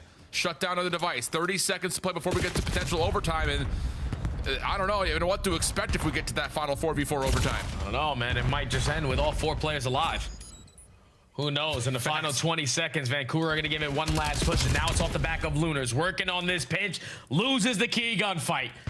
And now Vancouver just trying to make a last game, last-ditch heroic through Bit and Zig. But they're getting cut down by Rencor. And you die at the right time because now we're going into overtime, 4v4. Okay, see what happens. How do we want to try to play this one out? And we're going to get 2 minutes of TDM. Do we know what happens if the overtime doesn't end at a minute 50? Like, I have a feeling that we might see that with how these two teams are playing with the device set up in the middle. Look at Miami. Look at how they're playing it out. All right, make sure our building is safe. EMP is secured.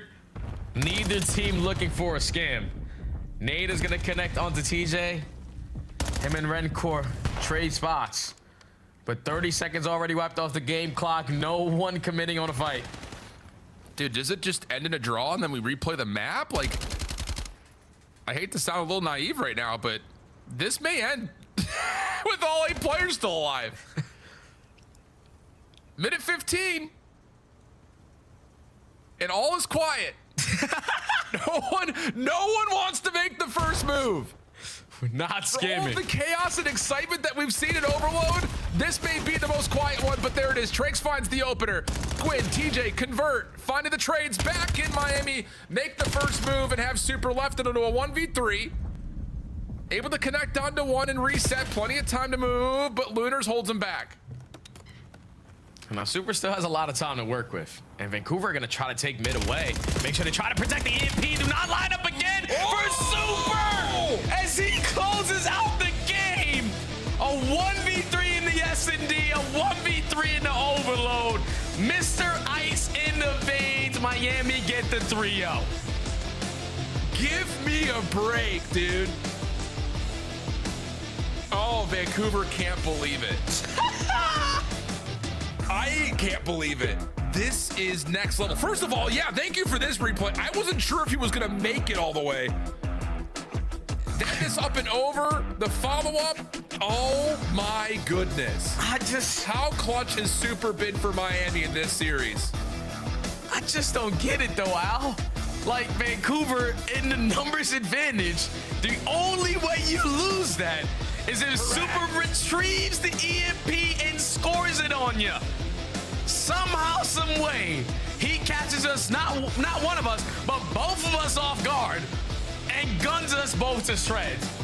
Vancouver, I would say, is going to need some time, but I don't know about that one. That's the unlosable, and they somehow lost it. I cannot believe it. I was so certain that we spoke that this was going to be an 8-man survive, overtime expires, and we get a draw. Like, at how it was building, it looked like that was going to be the case. But you're absolutely right. Vancouver's got a 3v1. All we got to do is run away and don't shell the guy. That's a win condition in its own right. But Super makes the play. I can already hear Patrick Ake's price on the flanks tonight. I can already hear him, dude. Oh my goodness, that's unexcusable. Dude. Miami wins 3-0. Vancouver, I don't even know what to say, but they've got one series left before we get to Dallas, and they have to play FaZe. Yeah. Vancouver, you did your thing. You put yourself at 2-3. You got a chance at winners bracket, so hopefully you continue to shine like the way you did in this series. Wow. Miami, I'm sorry. Anywho, if you're looking for more COD, it's not just challengers, it's also the College COD League. 2 days left for regular signups. That closes on the end of January 18th. If you find yourself in college, find 3 friends that also go to that college, sign yourself up. It is a fun time. $25,000 in total prize pool, by the way. A lot of money. Oh, yeah. Dude, Donnie Temp, Major Maniac are playing for Fisher this year. We'll take it. What? That's happening. Allie, what's up, girl? Al! I'm alive. Jay, if we lost a map like that, yeah, we'd be blowing it up. Unlosable, dog. Unlosable. That's unacceptable. That's literally unacceptable. That's no good. All right, we are not happy with Vancouver's performance tonight. Allie, you picked the winning team again, though. You're pretty good at this, so you had confidence in Miami. What gives you such confidence in a matchup against Vancouver? I think it's just kind of not only where Vancouver is right now, just picking up TJ, and obviously they had kind of that honeymoon match last week when we saw what he was capable of doing. But with Miami, they're a team that's always contending to try and be in that top 4 conversation. And I feel like when it comes to this organization, they've given me a lot to put that trust in them, right? So for me, it's more of just trusting the organization and trusting these players and kind of the system that they have going on over there. Yeah, I think a big difference today, and kind of what I was looking for Miami, was the conversions in Search and Destroy. I think they picked up 7 of them. Super finding a lot with the sniper, and converting those into round wins. Search was just so much better, and then more refined, especially in this overload. You know, we talked about how Vancouver last 2 series have won their overloads, and you know, you saw that in the game. Like a lot of time possession on the side of Vancouver, and it came down to the wire into an OT. When you needed to execute most, they just have the players who can have special moments, and Super had a special series this time. Can we highlight my guy Metals as well? I said he's the X factor when he's playing well. They 3-0. This was a perfect example. Let's take a look, though, at the big moment here in this game. I'm pretty sure if you have the ball. Wait, but nobody has the ball. Oh my God, they're gonna try to protect the EMP. Do not. Oh! He did it again! He did it again! Oh my God! He just stamped him. He just. That's the unlosable we were talking about. If you go to overtime, it basically becomes sudden death, search, and destroy. And we're sitting back there, and me and Joe are like, just don't chow.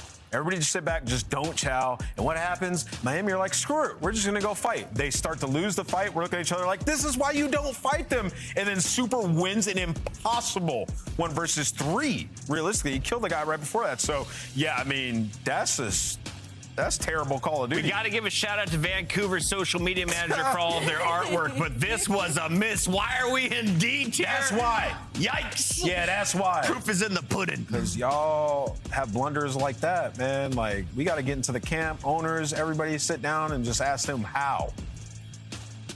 How? I know how.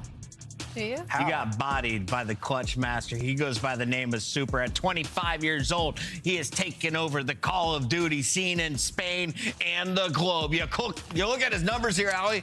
First in the lobby across the board in search. Unbelievable. I mean, that map, too, was unbelievable in general. They literally could not kill him with the sniper. And when you don't have a counter in that sort of situation, the worst part is on top of that, Super's making a lot of these play calls, too. So he's allowed a lot of freedom on this map and where he wants to go. 2 clutches in search and destroy. The clutch in overload as he defends the EMP. Let's take a look, though, at his big plays here in our scuff play of the game. The man's popping off, Nameless. A 2.75 with 4 snipes. Yeah, I got to say, listen, sometimes the ball just bounces your way. Obviously, you have to execute, but there were some moments like that one. Gets the first shot onto TJ. I thought TJ had some good shots.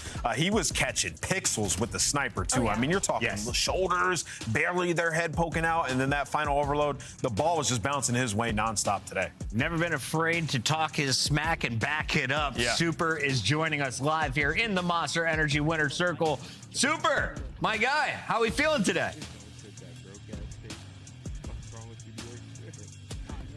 Super, can you hear us? Are you feeling good? Yeah, I can hear you. Yeah, we're feeling good today.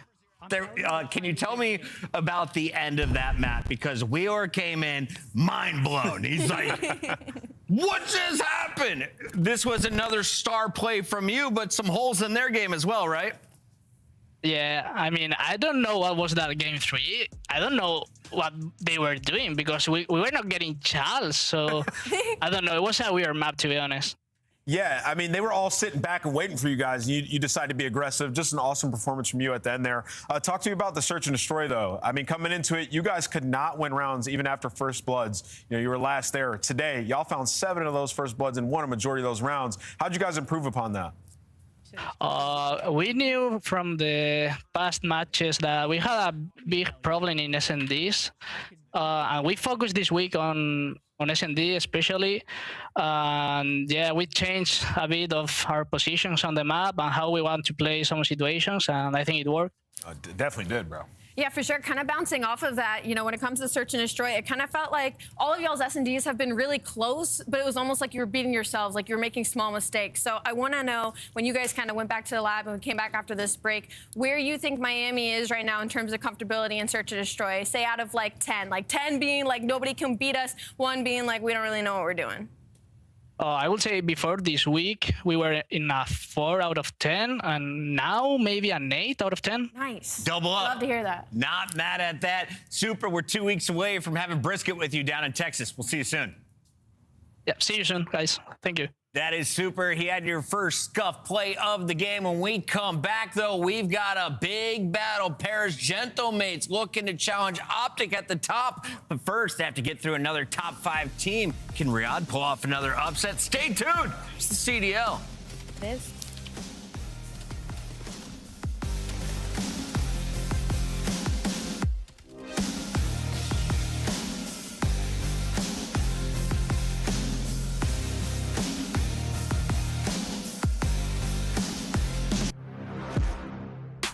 Black Ops 7 returns to the Esports World Cup in Riyadh this summer. Scan the QR code to be notified when tickets go live later this month. Monster Energy, the official energy drink of the CDL.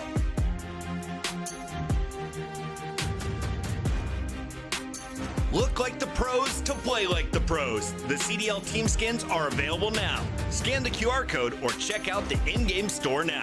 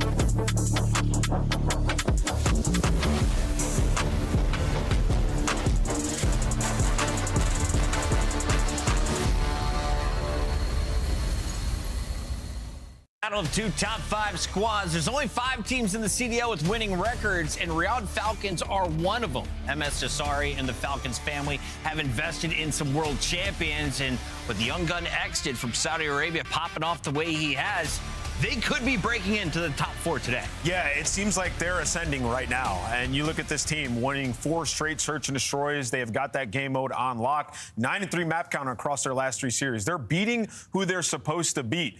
This is a match that a lot of people would say they're probably not supposed to win. So this is like the barometer. We're going to see where Riyadh Falcons truly stand. I have to agree with you. They're definitely on the upward trend right now, and that was kind of the worry is, like, when is this team going to start gelling? And I mean, they 2-3-5 G2 last week, but it's just kind of the question of, like, G2 is what? The bottom of all of our tier lists, right? So for Riyadh Falcons, I think this is a really good opportunity for them, especially with how well they've been playing in Search and Destroy and in Overload going up against Gentlemates. They'll need it because they're so good at hardpoint, but Celium also has kind of put himself back in where he's meant to be, at the top of our index, and just kind of laying down the numbers that makes it feel impossible to catch up to. Any good commentator knows you don't read the kill feed, you watch the mini-map, and I have to say, Riyadh may have the most impressive front line on the mini-map. There is always a trade in place. Yeah. They look drilled. They looked ready in their last matchup. They outclassed Minnesota, and today, I think they have potential to give Paris Gentlemates more than a run. Gentlemates were nearly taken out by Cloud9 just a week ago. Yeah, you could make a strong argument that Gentlemates should have been 3-0'd in that matchup, right? So they've showed some kinks in their armor, and this is a Riyadh team. Ali, you talked about like the hard point. Well, both those hard points, they lost narrowly. 1 point, 16 points in the other one, right? This is a different beast, though. This Gentlemates team, the one thing that they have been dominant at has been the HP. And that's something that they're going to need to remain strong in order to contend at this major #1. Speaking of Gentlemates, I mean, plus 94 margin in hardpoint is absurd. Like, they're blowing people out.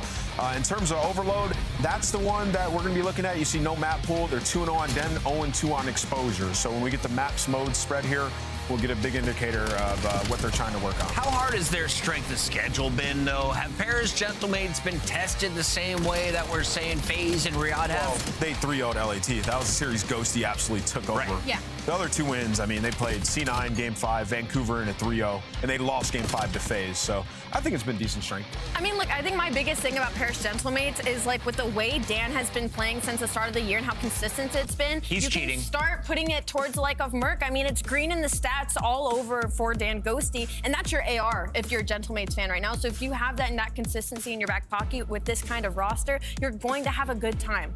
That brings us to Celium versus Dan Ghosty on Exposure and Blackheart. We'll be seen if we get to a game #4. Who's the better flex in this scenario? Yeah, I mean, well, first I want to talk about the maps. The Blackheart, I am so excited to watch because, talking around coaching and stuff like that, that is a map Riyadh have been incredible at. And they were actually pretty bummed out a little bit when it got taken out before. So now that it's back in, it could be strong for them. We've seen their Colossus. Hopefully we go game 4. All right, it's time for your scuff pick'ems. Let's lock these bad boys in. Rosalie, will you do us the honors? You and the chat have been on top of your game. You're better than Nameless and I. Where are you going tonight? I'm going with the Gentlemates. I would have hesitated a little bit if they went on Exposure Overload once again, but I saw that Den, that map #3. I think they're going to be okay. Nameless, I'm going with Exnid to top frag in Blackheart game 4. They win this 3-1. Yeah, I mean, I'll go with Exnid to top frag in game 4, but I'll go with Gentlemates in the series. I think Gentlemates get it done here. They've just been a stronger team all around. But I think it'll be close, competitive. I don't know why. I keep going with the underdog. I believe in Celium today. Dan Ghosty, though, is a force to be reckoned with, and so is this casting duo. They go guy Maven, Merc, how we doing today? That was horrific. But no, we're doing well. We'll figure that one out. Yeah, we'll get there. But excited for this one in the sense of I don't know if I am as much of a believer in Falcons as maybe Ant is. I still need him to beat somebody good. They haven't beat a good team yet. On the other side, Paris have been tested a little bit more. They have a really good win under their belt. The FaZe series even, like, they smoked them above the hard points. You came out, that's one of those losses where you come out like, we need to work on search. It's early in the year. We've seen improved search. It wasn't like a bad loss. I don't know. I'm not sold on Falcons yet. No, I mean, I think if you're a Falcons fan, you're probably right where you think we're going to be coming in this year. Beat the teams you should, lost the teams you think they will. Middle of the pack. It's just a question of, like, can you eclipse into the top 4? Yeah, the top 4. Yeah. Which a win here would That would change my mind. This type of win would be massive, but they're running into a Red Hot Ghosty. I think the Search and Destroy combo is interesting because that's where some of the struggles have been for Gentle Mates. And what? We talked about Falcons being on like 4 straight. They've really started to click there. Is that the mode you're kind of looking at to be a big one between these two teams? Yeah, I mean, I think it has to be. I mean, if Falcons can somehow take a hard point, that would be massive, right? Well, Undefeated is Paris. But yeah, I think you're looking at sort of 2, 3, 5. And yeah, you're right around 50% both of those if you are Gentle Mates. So some improvement needed there. But in terms of games 1 and 4, perfection. What do you think has been the big thing for them as far as compared to like the rest of the league? Like their hard point just seems to be lights out. What's clicked for them early?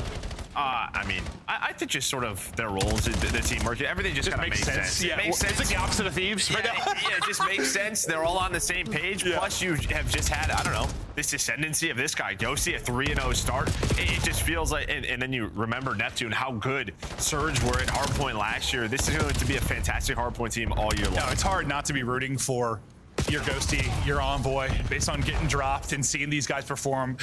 Ghosty's numbers have been outrageous, especially in everything. I was gonna say, especially the respawns, but really in everything, he has been lights out. We'll see if the team can find the results in the 2-3-5 where they've found some of their struggles. We'll hop over to Exton and POV for now. They'll see what he can do for Falcons as we get into the P2. They're finding the time. He's tucked away in the corner, and that I thought was going to be a freebie, but it's not. Sid gets there with the help. Pressure now to Kiz and Pred. Pred will be traded out, and that'll be the break. So Paris get in quickly and look to rack up some time. I mean, that's just a deadly shoulder, right? That's what we tend to talk about. Just the Omni movement back and forth, throwing a shoulder, baiting out some shots. Beautifully done by Envoy. Now he's collecting time. Neptune was getting aggressive through Solar. Well, I mean, you have this setup. It's now, when do you want to push through? Envoy's going to find the M15 on the ground. He's going to find the double.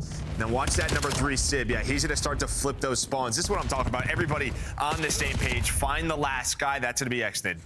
The info's there, though. I thought you set Envoy up to continue that streak, but it's a nice double from Exnid. He's the only presence on that side of the map, but he's going to be split between them now.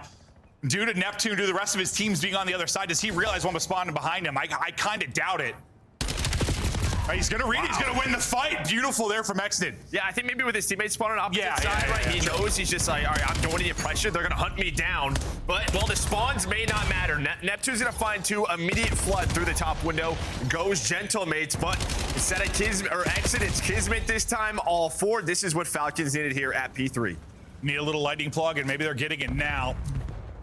See how much of this time they're going to be able to get. Neptune trying to take a rouse. His teammates take control through the middle of the map, watching backdoor and dealing with that back. Should be Celium and Pred dealing with it. Pred's going to get gunned. Celium's going to get caught in the corner. The break will be there. Not a ton of time remaining in the hard point, but still 20 or so seconds you're going to earn. And if you can keep them spawning in the back, all the more power to you. This is exactly what you want. Yeah, Gentlemate's very disciplined right there. They fight from the hill. They don't block this spawn. You want them spawning back right. They're going to have to trek across for this P4. And this P4 has been a muddy hill since the change here on exposure. And that's going to be all 4 dead. Envoy on 5 in a row. Already has the Hellstorm.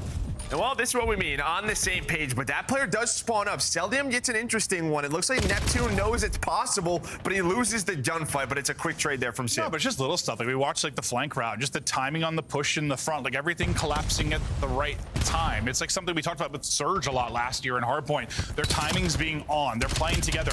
And the teams have been struggling so far this year, that's not really there. I know this game has some pace, and you feel like you can just fly, but you need to fly together. No, and that's it. And then just knowing you're kind of open. He's like, hey, P4, that spawn did open as soon as that popped. We weren't really hard blocking it, so let's go ahead and check that. They were able to find Celium, and since then, this has been a clean start to this P4. Envoy's already earned a streak, and he's going to keep on streaking. He won a 4 or 5 earlier, up to 6 in a row there. 11 and 5 start out of him, and Neptune is doing it with him. Shots are on point, double from Mr. Neptune. 15 and 8 out of him as he continues to hunt out towards mid. He's got the help there with Ghosty.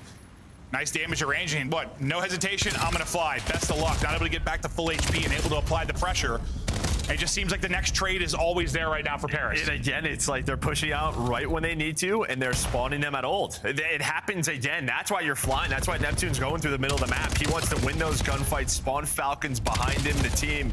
Again, just so much. Their teamwork is on point. It's just funny because, like, Call of Duty, like Hardpoint, of course, it's not that complicated.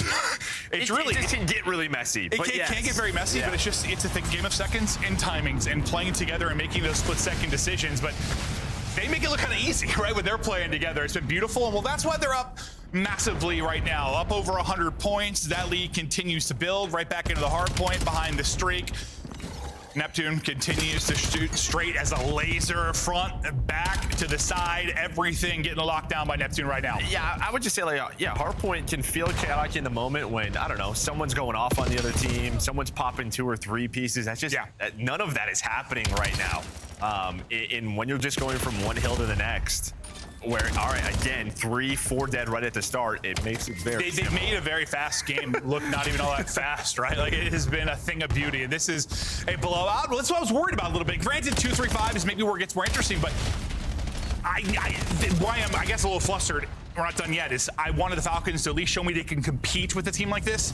Yeah. Right now, I'm not seeing that at all. They're getting absolutely blown off the map. This is disgusting. No, it really is, especially with sort of like the week that you kind of had last week. 2 close hard points did Falcons have. I mean, you should argue Paris probably should have lost to Cloud9 with that map number 1. Josie's got another Hellstorm, so you got multiple streaks to work with.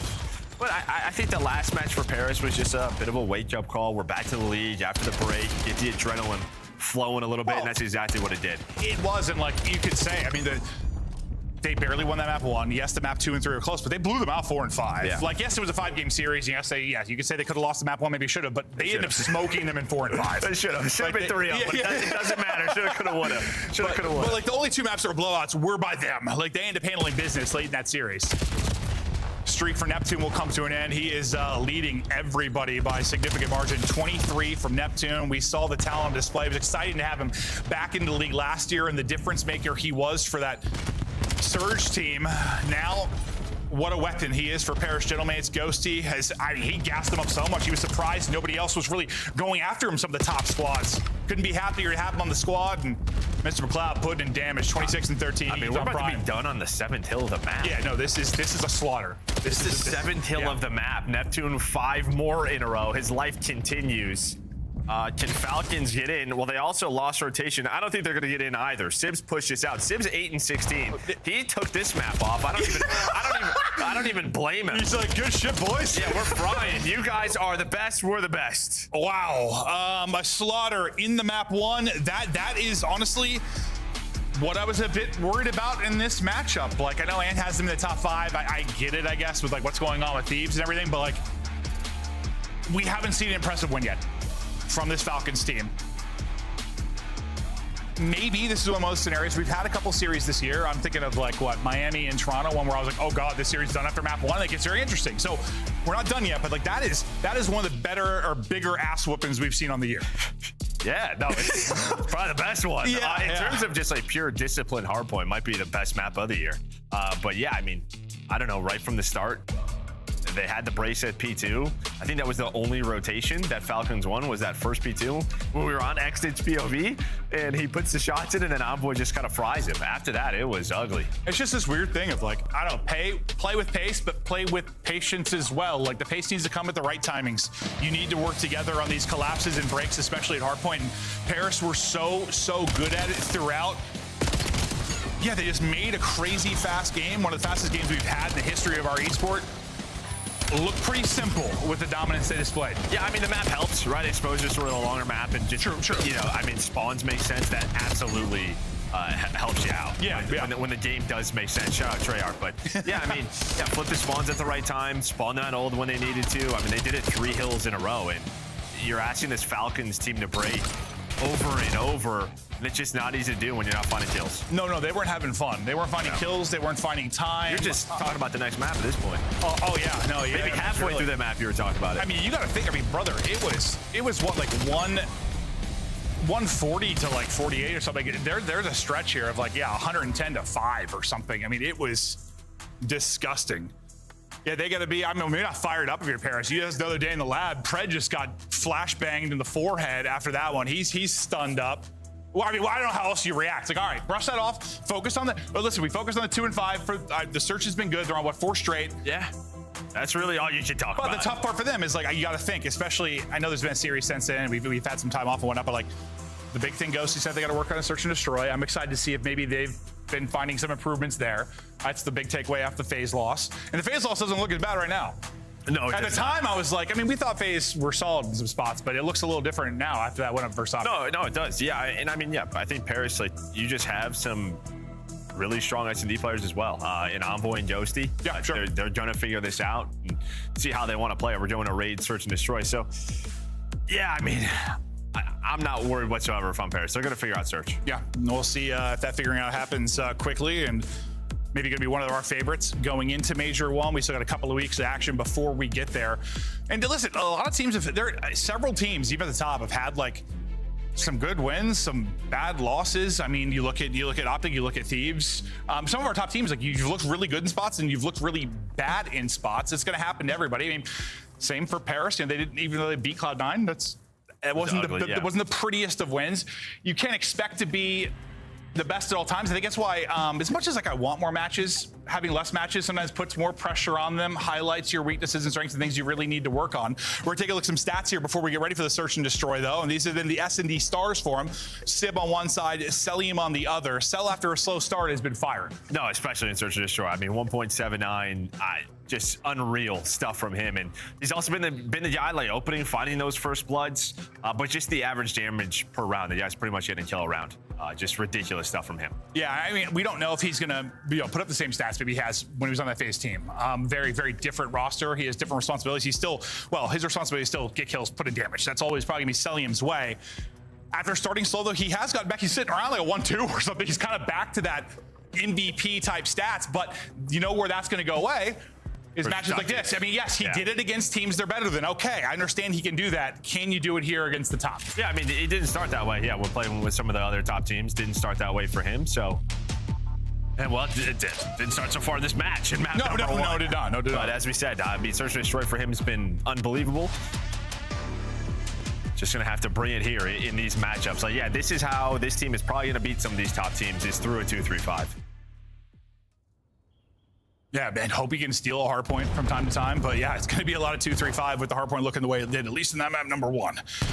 Selim, as you said, he's been dealing damage early in rounds. We'll see if he can find the opener here. Taking a route will be Neptune. Trying to spot him still is Cell, as we're having this kind of one-on-one on the other side. But it looks like Neptune is going to sneak through, and he's just got, he is going to get caught. Cell, Spidey sense is tingling. He's going to pick it up and find the kill, and there's the first blood.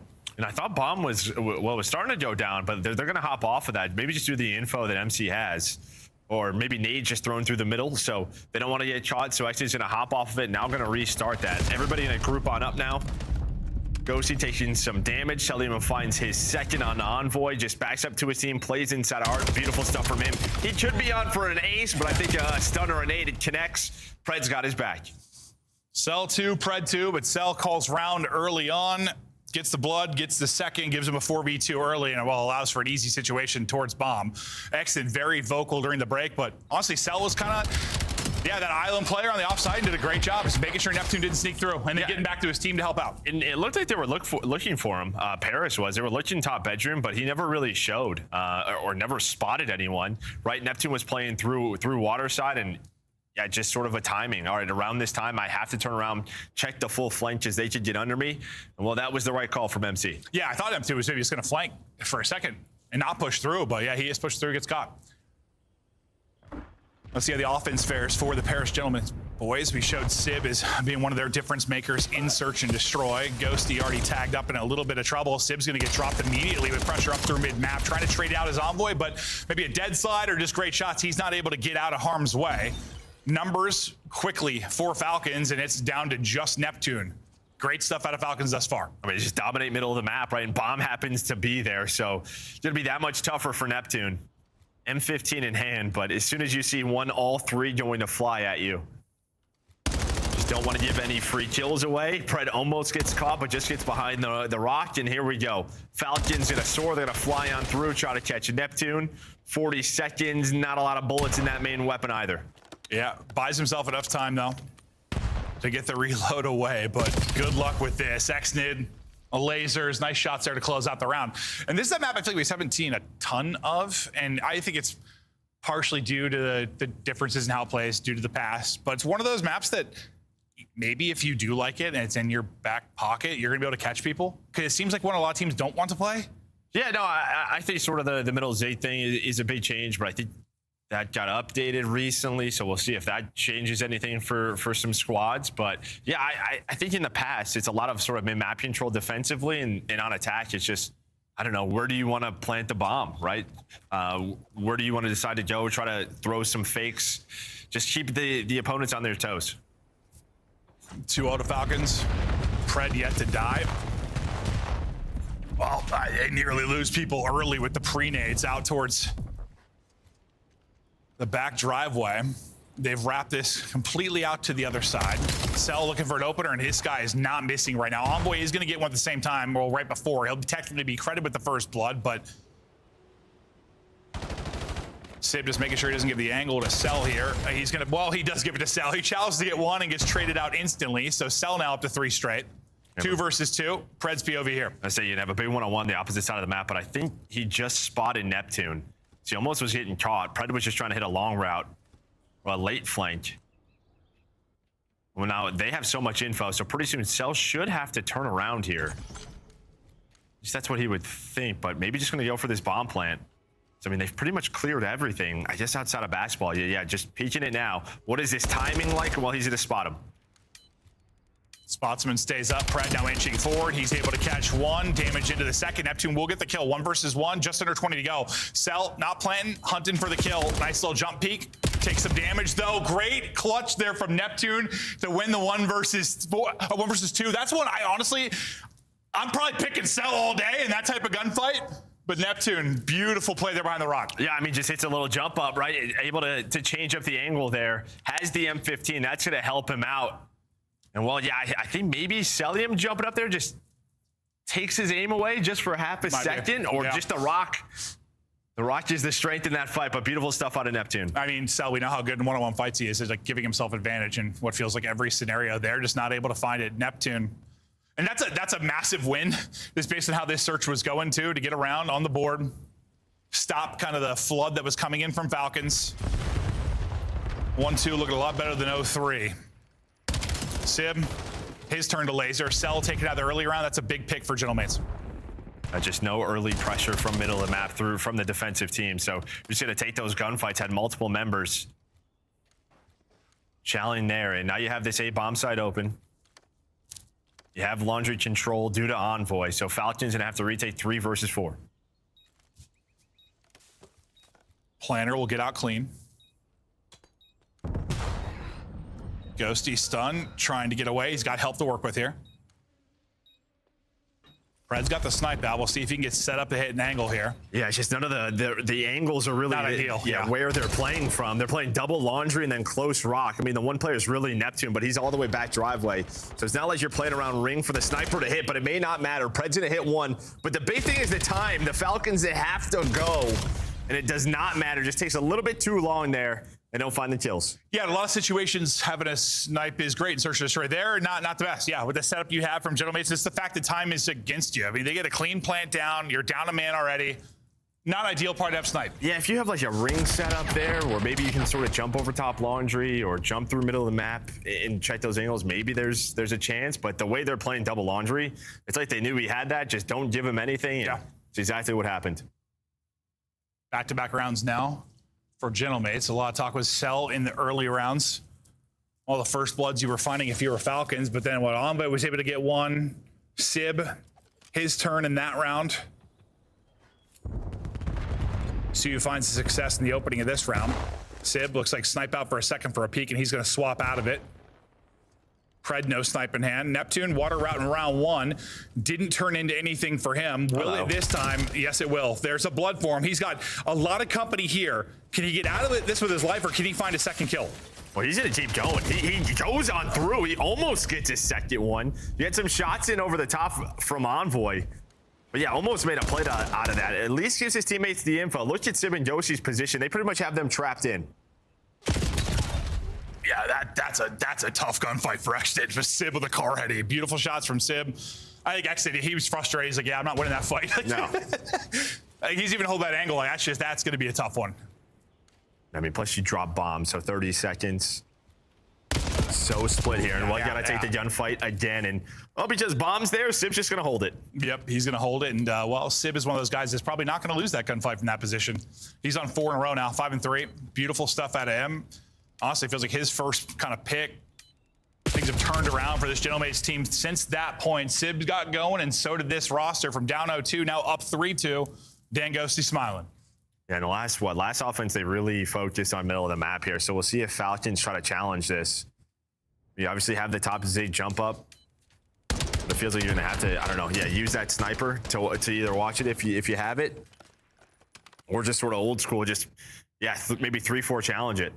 I wonder what Neptune is going to do from his spot. It's like one of those positions. It's a great, you get up and get a blood, but like, where do you go from there? It's like, do you tuck in a corner, wait for help, play it aggressively, and hope you catch it's one? tough because your teammates kind of have to leave you after you get the first one. There's no way really for them to get there. Yeah, and I mean, he doesn't know, obviously, it's like a 3-man setup there, but got info, got a kill, and while his teammates handled the rest. Damage through mid again from Sib. Well, and again, Paris just so fast to the middle, so you actually don't chow it. You at least go 1-for-1, though. So you pretty much give up kitchen control if you are Falcons, but that may be a problem. Sib wins another one-on-one. He's on 6 straight now. Working the plant, earning himself a streak. Cell gonna get caught now, all on Pred, 1 versus 2. Otherwise, this is 4 straight rounds for Paris, and the wheels have come off for Falcons. They can't stop this momentum unless Pred walks away with something clever here. One more bullet there. One more bullet. Sib just gets away. He has the smoke. Put some more shots into Josie, but with time, it's just going to be so difficult to do now. And there we go. Sib's going to win another gunfight. And while this is what we talk about, I don't know, if you look at Raid, I mean, even since BO2, I mean, Cold War, once you stop, like, playing with confidence through the middle of the map and taking space as a team, just feels like you get picked apart, and that's what's happening to Falcons. And well, it was a little bit easier when they were getting the first blood early in rounds. That control came a lot quicker. Not finding anything now. Got to be frustrated. And this is where, your good, great search teams, this is where the adjustments come. You've given up 4 straight. How do you adapt to what Paris is throwing at you? Kiz and Exid chatting through it. A huge round. And the problem is, though, you got that streak, though, on Sib, too. Like, well, I'm glad we spotlighted Sib and his search and destroy before this it's one. worked out. Sometimes that doesn't happen. Yeah. Well, he's gonna call right away. You don't see anything poolside, and well, if they're ring, you should be able to get a kill. The problem is, it takes a little bit to call in. Sure does. But he's just gonna go. The one player is on Bob. That's Xnid. It's not gonna connect at first, but the big missile will hit one. Okay, so Pred is gone. Another blood over to Paris, and they're just gonna plant quickly off of that. And Selim is giving them a chance. Takes out Ghosty. That's one where you just probably don't want to drop if you're Ghosty. Just wait to take it post-plant. Yeah, just wait for your teammates to get to you. Yeah. But maybe he just gets ripped. You never know. Well, it's Cell. Probably did. I'm just speaking in hypotheticals. Hypothetically, you'd love to not get caught there. Yeah, play the 4v3 retake, or not even take a gunfight to get 3 retake. But Cell is just picking them apart. After the missile hit, it has been all Cell. Sib can't find the angle. Last up is Neptune. The Falcons really needed a round. They need to turn the tides, and well, you survive a streak. Yeah, it's massive. We spotlighted Sib and Cell, and while they've both been putting on a show, we didn't see it from Cell's POV, but I'm going to go ahead and guess he was lacing the competition. I think he pushes in to get another. Falcons, after losing 4 straight, on the board. I mean, you have the streak, you have all the info. I mean, maybe you just don't want Sib to have the snipe there in that kind of round, but early on, he was just watching mid-zig. But yeah, I mean, they know sort of Ghosty just can't die there. No, and honestly, because Sib has the snipe, it makes Ghosty's death even worse or more painful for the team. Honestly, I'm sure Dan knows it. It's just one I can't die. But it is also COD, and he might just throw a shoulder and it just got absolutely beamed. Or it's one of those where we're on 4 straight rounds and he's taking gunfights. I don't know. I'd have to see how that one went down. But fact is, Cell ends up picking him apart. And now no more streak. Sib, though, he's still up there. 9-4 out of him. Little peek over top mid with the snipe. Hit with a nade. No follow-up, though, so he is still up and hoping maybe Xnid's going to peek. Kismet gets aggressive. I was going to say, so Kismet, I think he takes the same water route that Neptune normally does. Yeah. And Neptune's not watching it. So you get a first blood. Now, Kismet's worried there's more people here, but there's not. A very spread round here from Paris. Still not a ton of mid control that was early from Falcons. But you allowed Kismet to make a play. Now you're just going to give this up. We have the numbers. Let's just play with that. Play the retake. No, great job. Because the only way they get caught there is, they were trying to combo some nades to look like in the laundry, but Pride able to back out of that and stay up. Sib hits a snipe. That would have been a real great. He's a psycho. He's a psychopath. Okay. 4 HP, huh? Yeah. No, he is a psychopath. That's your ex-teammate.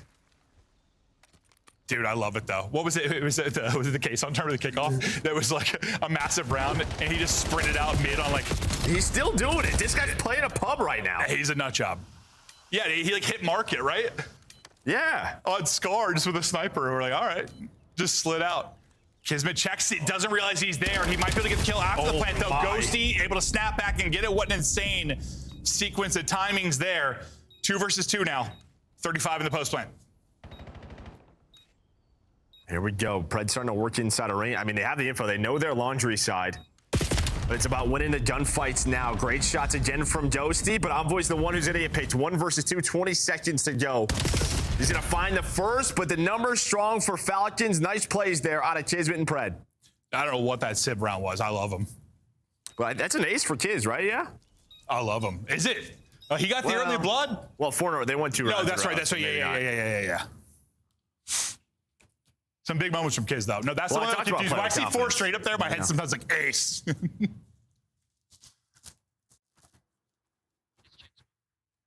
Kiz, this was insane. He just checks it.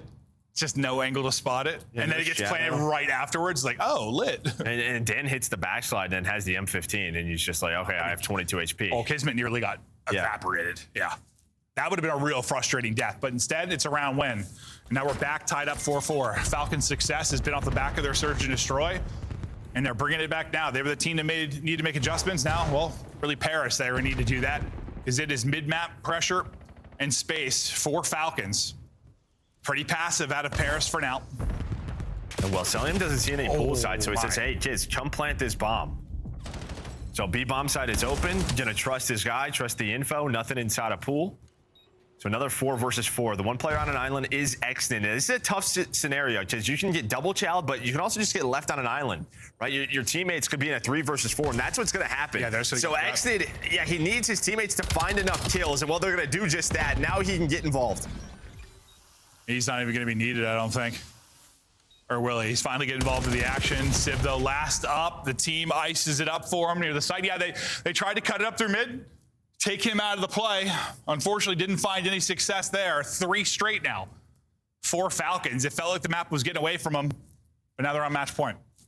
And I mean, that round, they finally take some mid control, but the rounds previous, they've just been giving it up, allowing Sib to snipe from there, just playing around the retakes, playing around the objectives, using their teamwork.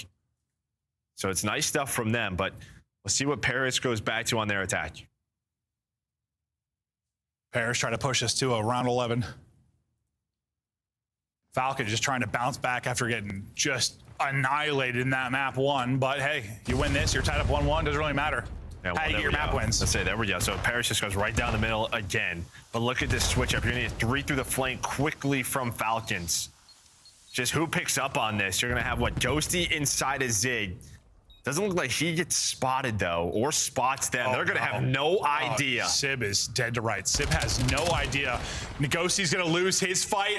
What a change of pace from the Falcons. They'll cut them apart. All on Envoy and Neptune. Now to clutch up. Neptune gets spotted mid. If he walks away with a wondrous double there, he did one more bullet. It was 4 HP. But now Envoy. 20 seconds to go. Likely gonna need to get a kill or 2. There's the first. Pops for the second. Double chowed and drop. Falcons bring it back. They give up 4 straight, then they win 4 straight.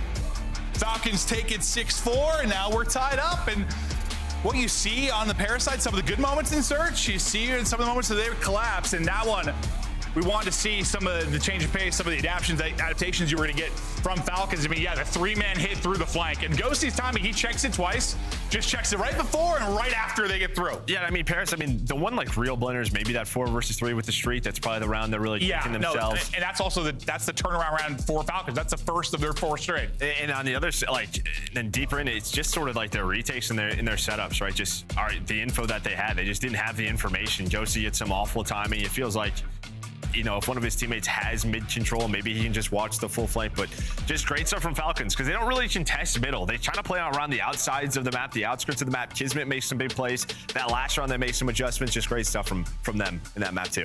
They get the dub. I mean, the question is really going to be, can they get a dub in the respawns, though, based on how that map 1 went. But impressive search and destroy display. Really, there's some great rounds out by the teams. Sib puts up 1,300 damage, 12 and 7.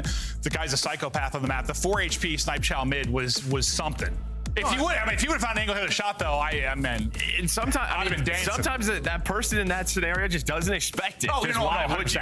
Just trying to catch them off guard almost does. That's what he's thinking. Yeah, it's just that reach out that catches you in COD and you get dropped. But we'll be tied up 1-1. Nice run arounds there for the Falcons as they will tie us up. The respawn. We'll see if Falcons can take one. This has been one of their tougher tests on the season. We'll be back after the break.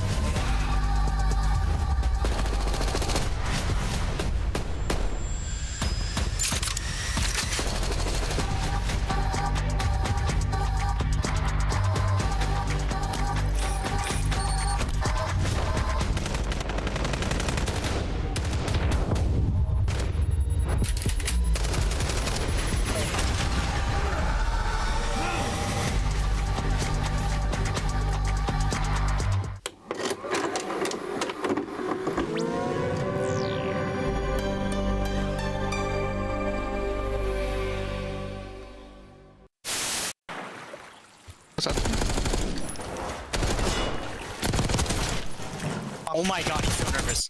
Oh my god, MC, you're better. Oh my god, let's fucking go, bro. So fucking good. Dante, don't tell that, bro. You fucking suck. Oh my. Come on. Get up. Hey, we got this. What are we challenging, bro? Go. Let's go. Holy shit. Let's go clutch up there. One's got front door, you guys. Front door. Hold front. Back door. One shot. Back right. She's right back. And inside calls game. Come on, baby! That's what go! Starbucks, he's a one shot. He's dead. That's it. They can go there deep, that's it. Yo, pinch. Nice, let's go. That's above you. He went down. My bad. He's one shot. You guys got this. You got this. Money for you. Way better. Nice! Let's go. If I lose that, then just take the Porsche away. Alright. Another car, come on. Yeah. Open time. Quinn is in. Real gets it. 5 for the win. Real holding it on. Lucky gets the final kill. And what a map.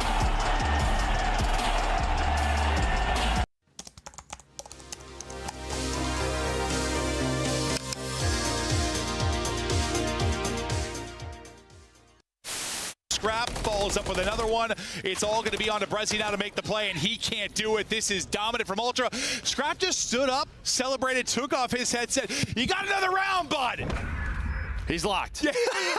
He said, my bad. Monster Energy, the official energy drink of the CDL.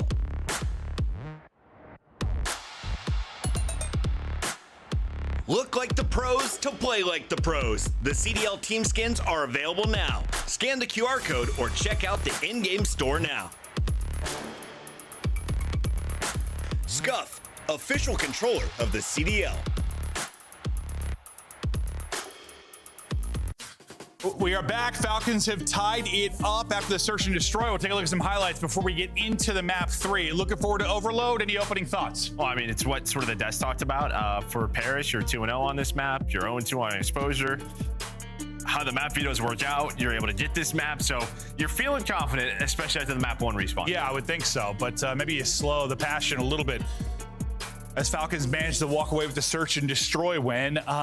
But yeah, as much as that was an impressive win, it's still, I guess in my head, I'm like, if Paris just execute a little bit better on that streak round, maybe a search and destroy, they win. It seems like they're still a couple plays, a couple moments away from being like a really good search and destroy team. Yeah, it's just like sort of mid and end round, like post plants, just like kind of, I mean, it could even just be particular into that map, but just in general, it just feels like sort of the start of their rounds, how they want to play the map.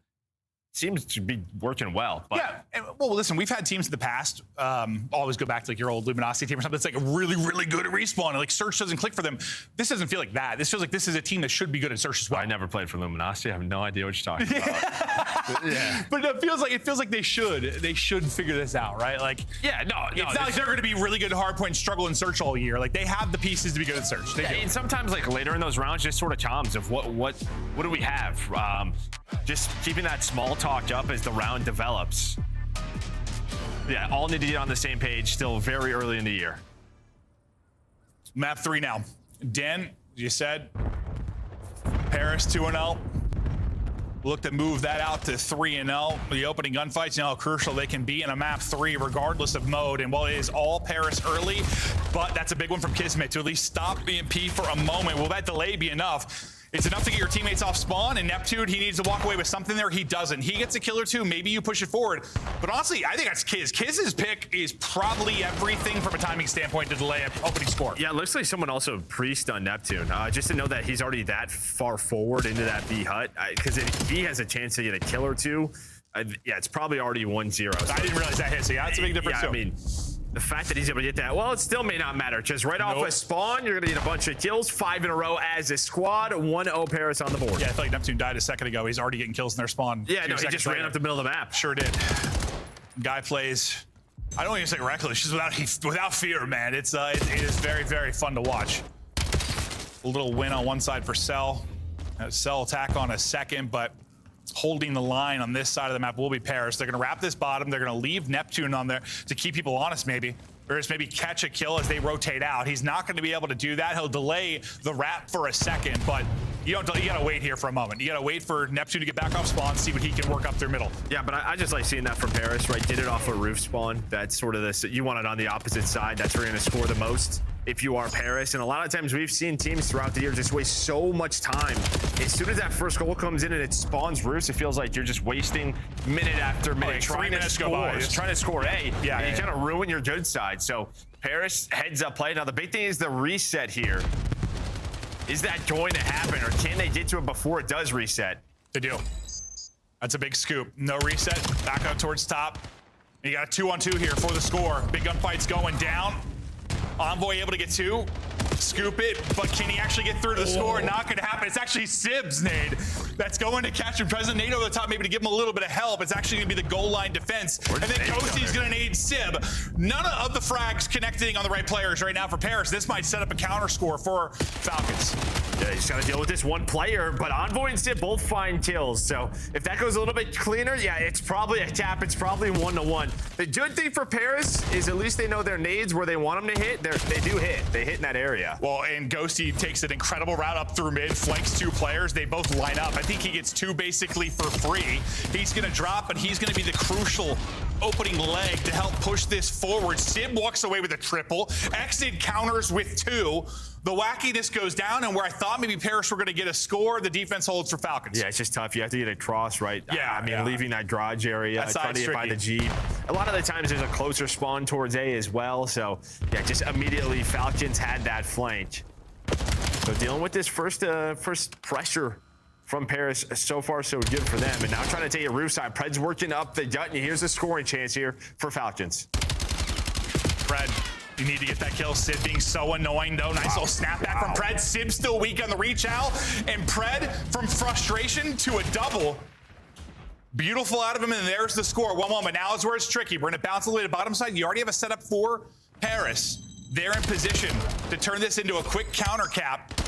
But everyone's going to group up there defensively, try to lock it down. Last person is going to be your EMP carrier. Ghosty gets 1, but can't do much else. So good job on one side, then good job grouping up on the other. No, that's really it. I mean, just, yeah, we see those counters happen all the time. Quite often.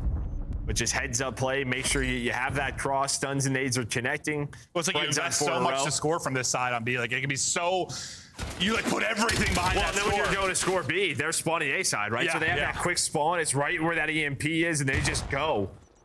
But you had enough bodies in the area to deal with that. And well, now they have EMP control. Now it's just a question of where do you want to go? And it seems like they're pressuring both sides. Paris, though, starting to rotate over towards A. And what Falcons couldn't find in the map 1 at all. I mean, granted, very different modes.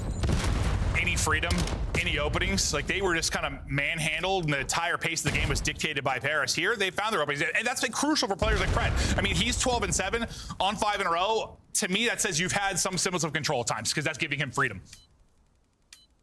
And they've played great defense, because I mean, that's where their first score really stemmed from, was a defensive play over towards A. 20 seconds. Still pressure on to Paris, and well, Exton's the last guy here. He knows the last player is mid-cut, so he's gonna go for this. Problem is, he gets in somehow. The little hop, a slide in from Exton, and they are up. I thought he died before he got through, but he gets in. That was insane. Heads up play from Exnid. I thought there's no way. No, me either. Like, you had 2 players look like they were in a position to stop that. Normally, you turn that corner and just get smoked. Get clothesline. Honestly, I thought he did. I thought he did get smoked. But he got through for the score. You had to replay that. No, honestly, I was like, dude, was it forward momentum and the ball just like rolled through? What happened there? I thought he got stopped short, but it's so fast. I have to see it again. But I mean, the fact is, he put it through. Up 2-1. Now we flip sides. And we'll take a look at the opening moments, and it is quickly a score for Paris, but they had a couple other opportunities. I don't know, what would you highlight the most? The defense from Falcons? Yeah, I think the defense was just strong. So yeah, I mean, I guess maybe it's like Ghosty slide? Like Ghosty slide? Maybe the second player. I still don't know if he got in on that. Maybe the second player wasn't looking at it. Yeah, or maybe it was caught sprinting. But I still thought he got short, but what do I doesn't know? matter. I'm not a referee. Yeah. Bring out VAR. Envoy looking through. They had a really good start to the last half. Looking to start strong here, and then, well, they had opportunities, honestly. They probably had more offensive chances. It's just they weren't able to execute. See if they can do a little bit better here. And they need to stop a guy like Pred. Like, Pred was finding his routes, finding his timings. If he's leading the lobby, he's one of those guys when you're dying to him, it's usually annoying. It's frustrating. You know it is. They've got to deal with him. And this is one of those maps where, yeah, your Preds, your shots easier. There are a lot of openings and lanes you could find where the timings work out. You just light it up. Yeah, well, we saw Neptune do it kind of early and then slow down a bit. Yeah. He's able to get going early in this half, but it's really just a stalemate throughout this first minute. Both teams just fighting for map control. Exton's gonna get spotted by Neptune. They know that's the first play that they have to deal with. Falcon's just gonna jump through window, but Neptune's already here.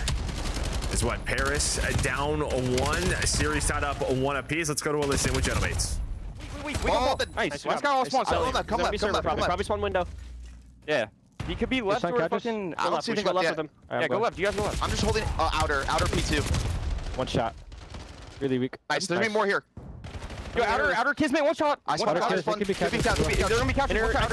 It was Kiss. Nice, good shit. Last guy might be pitching. I'm pitching. Really weak. I'm just going for it. Go for it. I have the pitch. Like a second. He's front broken. Really weak. Just leaving him, bro.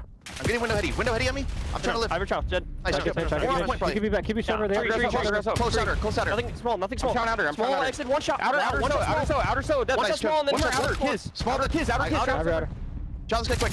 He's on the point now. He's on the point now. He's still close right. Nice. Just keep playing, Dante.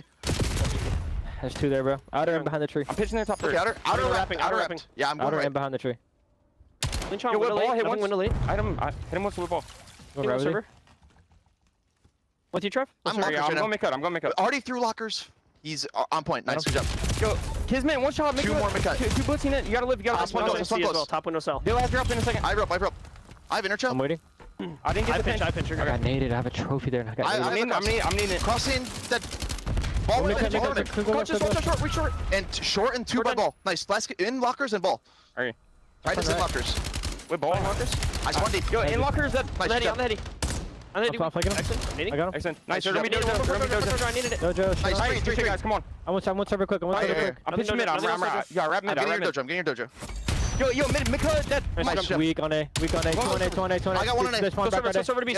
Yeah, here. Yeah, back right. Excellent. I'm cutting the cross. I'm cutting your B cross. Unless one's already there. Yo, 2 there. 2 more. One shot. 3 there. Yeah, last 2. I'm going left. Where are they? They're back. Last 2 with ball. I'm spawn right. Nice. I'm here. I'm server right now. They're going right. He's really weak back right. There's 2 back right patio. They're holding the one server, 2 back right. I don't see server. I think they're going to listen, and we saw what we've seen really the rest of this. It's been good defensive stands on like that 10-yard line for the Falcons, and then I think you heard the frustration from Paris and I with some of the Pred kills, like him getting in behind enemy lines, finding an opener, and it just turning the tides. Yeah, I would say, like, honestly, for Paris, they have to start talking names so that can happen. Your first players off spawn know that Pred's already pushed up. That's a good point. There wasn't any of that. Yeah, we saw from Celium's point of view, or right when we got into it, when he gets that 2-piece at P2, they knew they were looking for one more. But I mean, you're just playing. This is the turtle. Yeah, I mean, you're just playing a keep away right now if you are Falcons.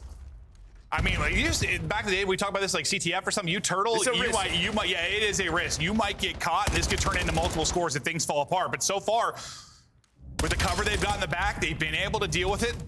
And the big problem is, do it for 50 more seconds. Yeah, the big problem is when like you start to find clean kills, you're not spawning up with nades, right? They're attacking you again with tacks, with nades, and that's when things really fall out apart. But there are some trades, so those players will come up. But we really haven't seen this in a match like this. No. I mean, this is, straight defense. This is the full-on turtle special. This is going to be one of the last opportunities, really, for Paris to break this. I mean, they probably haven't dealt with this. But good job by Kismet just finding openings while he knows some of their players are coming back off a spawn. The comms are on point. The teamwork is there. Falcons are holding. And I don't know how much of this we're going to see, but they said back lobby, we're going to lock it down and hold EMP. They might have got blown out in the map 1, but the defense stepped up in the map 3. Seconds away from a respawn victory here.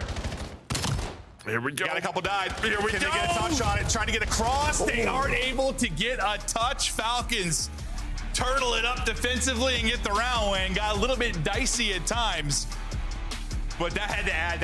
Honestly, that's even more annoying gameplay to honestly probably frustrate Paris there. A little game of keep away. I mean, straight cheats, and it works. Yeah, but I mean, there is a massive, it's a massive risk because it's in your base and you probably score right away. And then depending on where the ball spawns, that might be sort of like giving up 2 goals in a row. Yeah, I mean, you just have to make sure it's traded. Like, it's not like a clean 3-4 dead. They never had that. They because you have advantage for close, obviously. But you have to trek across the entire map if you are Paris. They avoided getting just swept out of there. Some cheese. Yeah, it was almost 2 minutes. They held it in the back. We have not seen that yet, but it leads to a win for Riyadh. They were. Well, it's kind of what I said. I mean, maybe.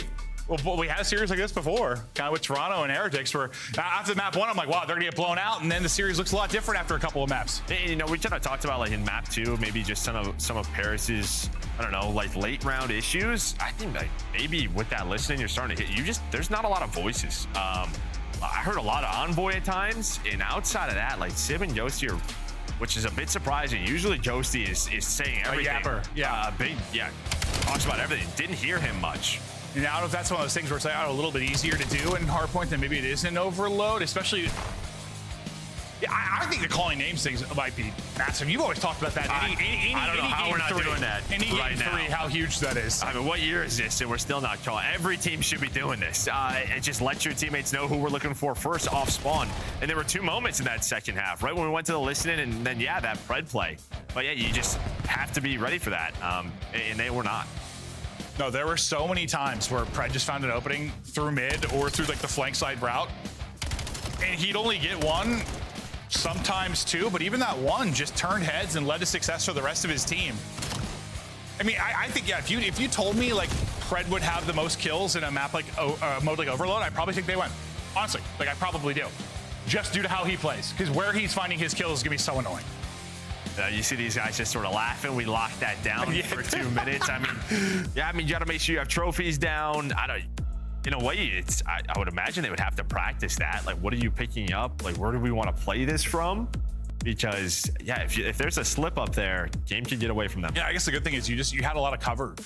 Like you had a lot of finesse ability, especially if you had trophies, kind of avoid nades and stuff. But it wasn't the most entertaining thing, at least at the end there. You kind of hope for some more wackiness and maybe some opportunities before the game to get tied. But they play a little bit of keep away, and the fact that I'm a fan of. I mean, do what it takes to win.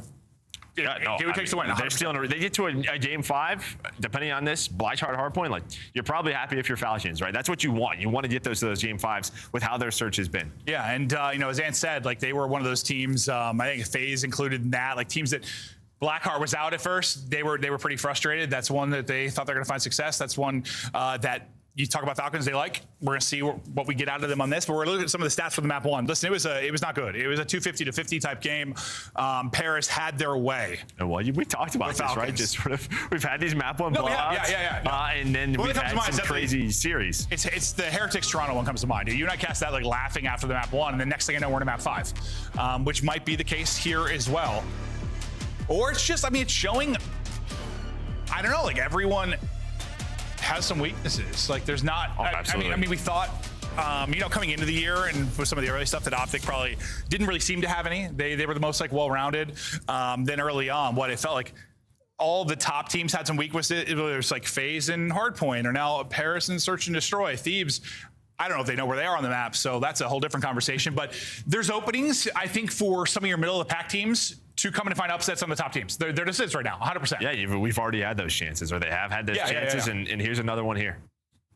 Another one here, absolutely. I think you see Ghosty just twirling his hair, maybe a little frustrated. I think anyone, you come in and win a map one like you did, and you're, in control, up 4-2 in a surge, pulling in a streak, and then that one slips away, probably frustration mounts. And then I think dealing with Pred and then keep away at the end of that, I think that is frustrations mounting. And listen, I don't want to compare this to like regular sports in some way, but like one thing that underdogs sometimes try to do is like be annoying. Whether you play the possession game, you slow it down, you run the ball a lot, or if it's soccer, you play possession, or with basketball, you use the full shot clock to try and be annoying. You find ways to like, get on the other team's skin. And I mean, who has like sort of been known for that throughout his career was Clay, right? On some of the rosters where he caused massive upsets. Yeah. He looked at anything and everything to try to get that win. And yeah, you legit that 100% having a big influence. All right, up 2-1. We'll see if Falcons can fare better here on the map for Hardpoint. Laugh off that first one. Now you're in control of the series. Up 2-1. Into the fray we go, and it's a nade hitting for Xnid. Sib will get 2, but the rest of the team ripped off the board. So it'll be early time to Falcons. And you got to think, this is one where just to the Falcons roster, the way they want to play, it should suit their style. One, it's just as basic as it gets, right? So, like, you don't have to go on these long rotations. Where do you want to play from? Everybody should really know. This is like Call of Duty 101 when it comes to Blackheart. It certainly is. Paris put on the back foot early. They'll try to fight back in. Xnid still finding kills with opening nades. He's on a tear here early, but watching Kismet for now to see what damage he can get through. Finding all the kills again and spawning out is Paris, looking for an opening angle. I think that's Pred that's trying to get him behind enemy lines again and just be a thorn in the... He's good. We're good. We've recovered. He was looking for the next one. I literally stopped commentating. I was like, his teammates got some kills. So, I mean, similar to map 1, they found the kills when they needed to, but there is immediate pressure on the top side of the map. Sib's going to pinch this. He's going to win a boxing battle with Celium. So here is the first break attempt for Paris. Well, they're doing a pretty darn good job. From the hard point, Sybil get the kill on the cross. They've only really got this lockdown from one side, so the pressure is going to be here quickly from Falcons. You can see number 4, I think in Ghosty, just worried about that Pred play, worried about that pinch opportunity and shutting it down. His teammate's going to win on one side. Ghosty, will he pick it up? Well, what do you know? It's Pred who's going to find it. 1-on-1. Down to a 1 versus 1, and Pred's going to take it, continuing to make the plays right now for Falcons. Yeah, well, even if they don't get these kills, you want to get out of here. You see, though, well, it's similar to map 1. It's Paris making a heads-up play. They're already across the map. So you had a chance there for Falcons if they find kills and rotate to trap them on the left side of the map. But Paris with a heads-up play. So you lose the final 20 behind Pred and Kismet, but you're already set up at P3 if you're Paris. You got to think this Paris team, one that can lock down a few hard points in a row at some point. We'll see if maybe this will be their little bit of swing. Lovely shots there. Clean Chris to the head for Neptune. All the early time there's Team Nade going to be unfortunate. They had a couple of those in the last map, trying to avoid more here. But Neptune, the difference maker, gets 3, buys them time for the route from Sib, and you get a moment to breathe. Yeah, well, first 30 seconds here have been clean outside of, that Team Nade. You're gonna go at this one. Yeah, you're gonna go at this one more time if you are Falcons. Ghosty, though, staying alive as a teammate stunned up, just flying off the walls. Beautifully done. See where those spawns come in. Kismet's gonna play safe to just try to block the other side of the map. And now here you go. This is what you want to do if you are Falcons. Pin them in the back And also get time? Sure. Looks like, well, Paris will come off and get some kills at a big clutch moment. To get the final 10, they'll be able to push out. Exit's tucked in the corner. He walks away with nothing. He's got to get a kill or two from that spot. You're playing for the lurk. You're playing to catch him and you get shut down. Now all the pressure to Kismet. The rest of your team trying to trail across, and this leads to an early setup for Paris. Yeah, I was saying that's what you wanted, but on Blackguard, 10 to 12 seconds left still is a very long time for plays. For plays to develop. So Paris, they just right off a spawn, able to hunt down a couple of players. So they're in the hill. But Kismet played safe, waited for his teammates, but it's just been Neptune and whatever he wants to do. How many times is he gonna do this? Plus his teammates have spawn. He's going for the players off of it, getting the cuts, doing it all. You might be down 50 if it's not for Neptune. Might be. Like honestly, he has had a couple of triples in moments where everybody drops. And even if he doesn't get every single kill, like he's buying so much time for the squad to get back, then I think he fell off the map. But that's all right. Listen, you've done enough work. Take a break, brother. He's got them up 30. There's still 7 seconds here, so Celium should spawn out. See both teams really just on both sides of the map flying across for this P5. Falcons will be there first, but what was a strong start for Falcons? I mean, you have bounced back these last 3 hills if you're Paris. You have, and listen, Neptune was kind of the hard carry of sorts in the map 1. He's doing it, but like Sib's right there with him, man. I mean, Sib leading in time, Sib leading in kills. He's right there. What do you know? What a great flex he can be. He can do it with both weapons. When that guy's in flow state, he is disgusting. Maybe an opportunity now to push back against this lead. Falcons back into the point. It's Neptune, though, finding entries to try and get them forward. It's going to set up an opening for Envoy, and right in go Paris. Hey, you at least split like most of this time if you are Falcon, so you're going to send this back to a P1, but yeah, this should be around a 50-point lead, 40-point lead. Depending if the rest of this time, it's looking like they're doing it, but Falcon's going to send this, well, because they want P2 side. So that's really the play. They want to try to flip this map before that P1 comes into play. 7 seconds left, and we got a 20-point game as we go to the next set. Next set coming up. Any, I don't know, any massive takeaways from the first? I know they played it pretty even, but I mean, Falcons are right there. You can kind of see what they want to do, and their plays are developing. It's just sort of, they're a few seconds too early. They're allowing sort of Gentlemates to kind of do what they did in that map 1, spawning them at old and rotating. So it's just tough to, I don't know, not get caught on a map like this, but they're close. I mean, listen, Ghosty he's been putting up numbers I don't think you could just do all year. They've been insane. They have. He's had like a 1-4 or something. It's unbelievable. This has been like probably his most human series so far. Is it something about this particular matchup, the maps? Is it like the AR do on the other side? I mean, I don't know. Map 1, he had like a 2. So I just think it's, hard point. It feels like he's fine. But I wouldn't worry about that. But I just think it's been you're right. What he's been doing. Falcons have done it to make me forget about the map 1. Yeah, no, it's sort of what Falcons have been doing in maps 2 and 3. Guy has like 1 map he's not positive. I'm like, what's going on? Yeah. but that speaks really to his numbers this year. It's been insane. As we talk about him, he starts to find a little bit of a streak. Looking for the wall bang, trying to connect, not able to do it, but on 3 straight, swapping out to the sub and hand. We'll see what damage he can do. Teammate on one side, him on the other. Ghosty finally gonna get in. Once again, Paris enjoying some time, and it's like, yes, Falcons have been right there, but hard point by hard point, second by second, it's just the lead increases by 10. The lead increases by 10. Paris starting to pull away a little bit, and this is one of those big moments where Falcons need to fight back. Let's go to listen in with Falcons. Let's get me. Double spike. Yeah, there's one P5, maybe P5, right? Back. I'm in AG. I'm in. They're gonna be new. They're gonna be new. Two and you, boys. Two and you. Note this time. I'm gonna bump you guys. Listen, I think we bang front. No bullshit. I'm gonna go front. Let's go front. Square. One long. Guarantee kill. Any kills you get, they will flip. Okay. Guarantee those. He was long, bro. Long. I say AD. There's 2 square. Go listen. There's 3 ones in the back. Go front. He's dubs. Flanking dubs. Scamming. One more dubs, maybe. Back left. I'm in here. Nothing. One more. Wait. Watch. Nice. Let's go. Short. Nice. One back. I have back left. Here. I'll take that. Nice. I hit the back left out. Square. I dubs. Nothing in the back, guys. Go square to the right. I'm blocking. He's Arnie. Front. Dubs. They're gonna blink front, I think. I'm in figures. Yeah, front. I'm behind him front.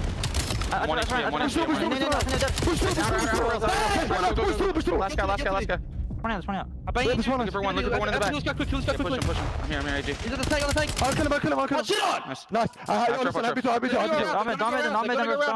gonna go around. Watch Wayland. Yeah, dub. Watch Wayland. He's in back. What the fuck? One shot.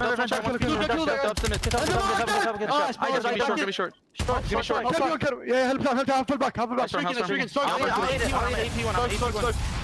She get closer. P1. On the front one. P1. I need a front. I died. One front. Jump P1. Ready? 3, 2, 1, chop. He was in P1. Don't die. I didn't set him short. Let's bang this shit, kids. I need him. Back left. I need back left, kids. Weak ghosty on front. Nice, AG. I'm finessing him. I'm waiting, guys. One more again. JT, and the huddle.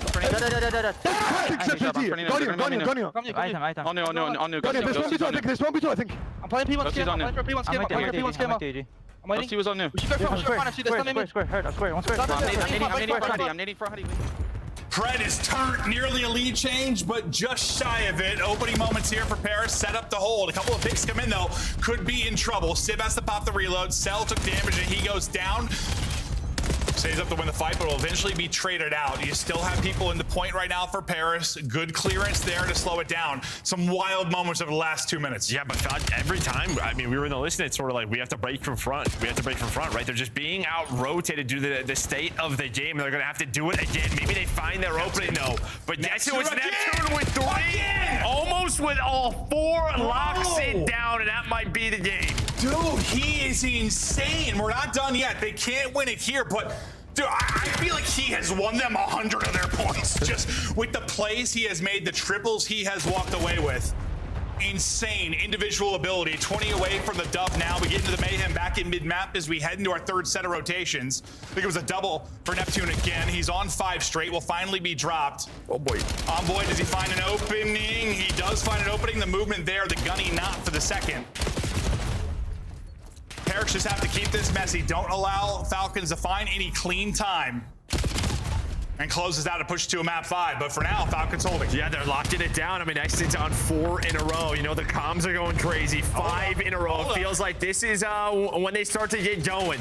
The pressure is on. Pred and Exton are firing, yelling in the microphone, trying to clutch to get us to a game or try to win this series here in map 4. Yeah, they went. We are done. We'll see if they can do it. Exton 7 straight, 31 and 25, dropping bombs. Give him another. The man is not losing fights. Lead change, been waiting for it. There it is. Falcons go out in front, brushing off the map 1 beatdown, looking to take 2, 3, 4. It's a last-ditch effort now for Paris to try and break in, but it's all on Exton. It's all on the Falcons, nearing a double-digit streak and holding it down. Cannot win it at this point, but they're there on rotation as well, looking like that iced up late. I mean, Exton 9 in a row, hitting double digits on the streak.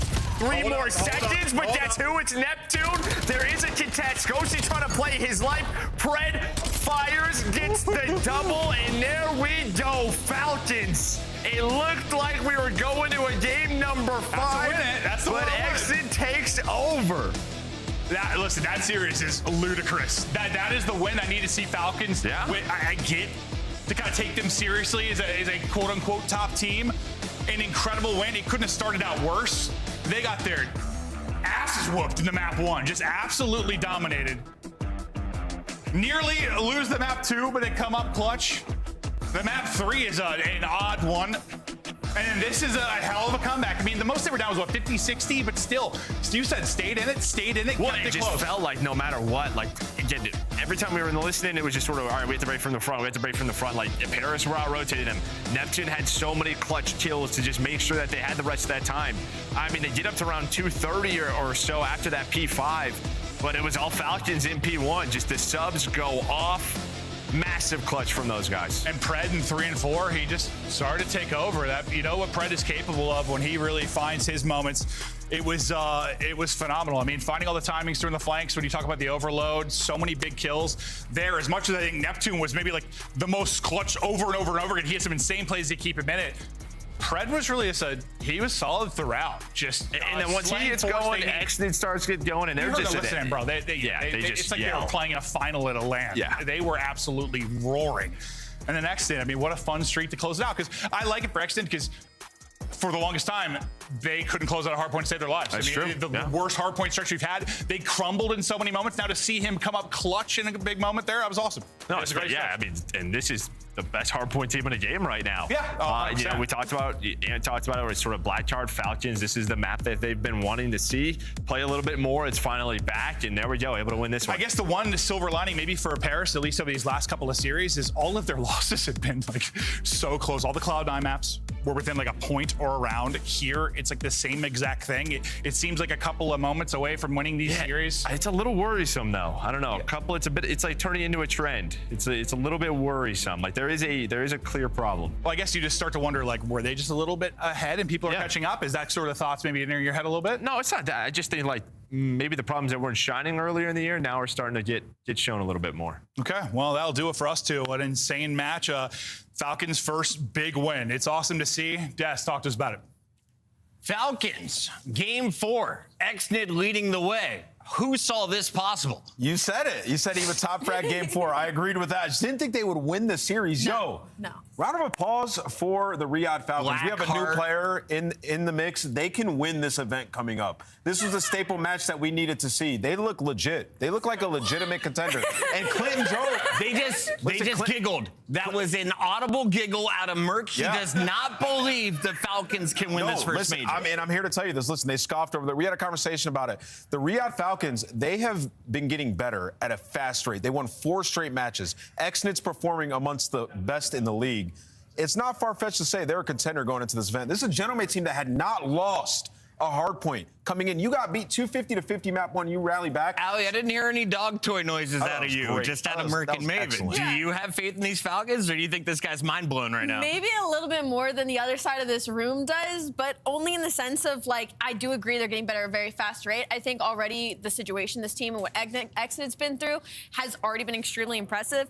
I will say, though, like, just looking at the rest of the league, like, I can't agree with you confidently just because of the other teams in competition that are still there. We just can't do this thing where we have to applaud a win like this. Yes. This is 100%. a staple 3-1 victory. You're down 40 points as well when this comeback starts, I want to point out. Exactly. And you just beat a team that has been lighting it up so far in the league. And they brought some unique strat. I mean, the overload, keep it in the base. We hadn't seen that yet by anyone. Yeah. So some unique looks. Clearly the preparation, they're all on the same page, trying out some new things.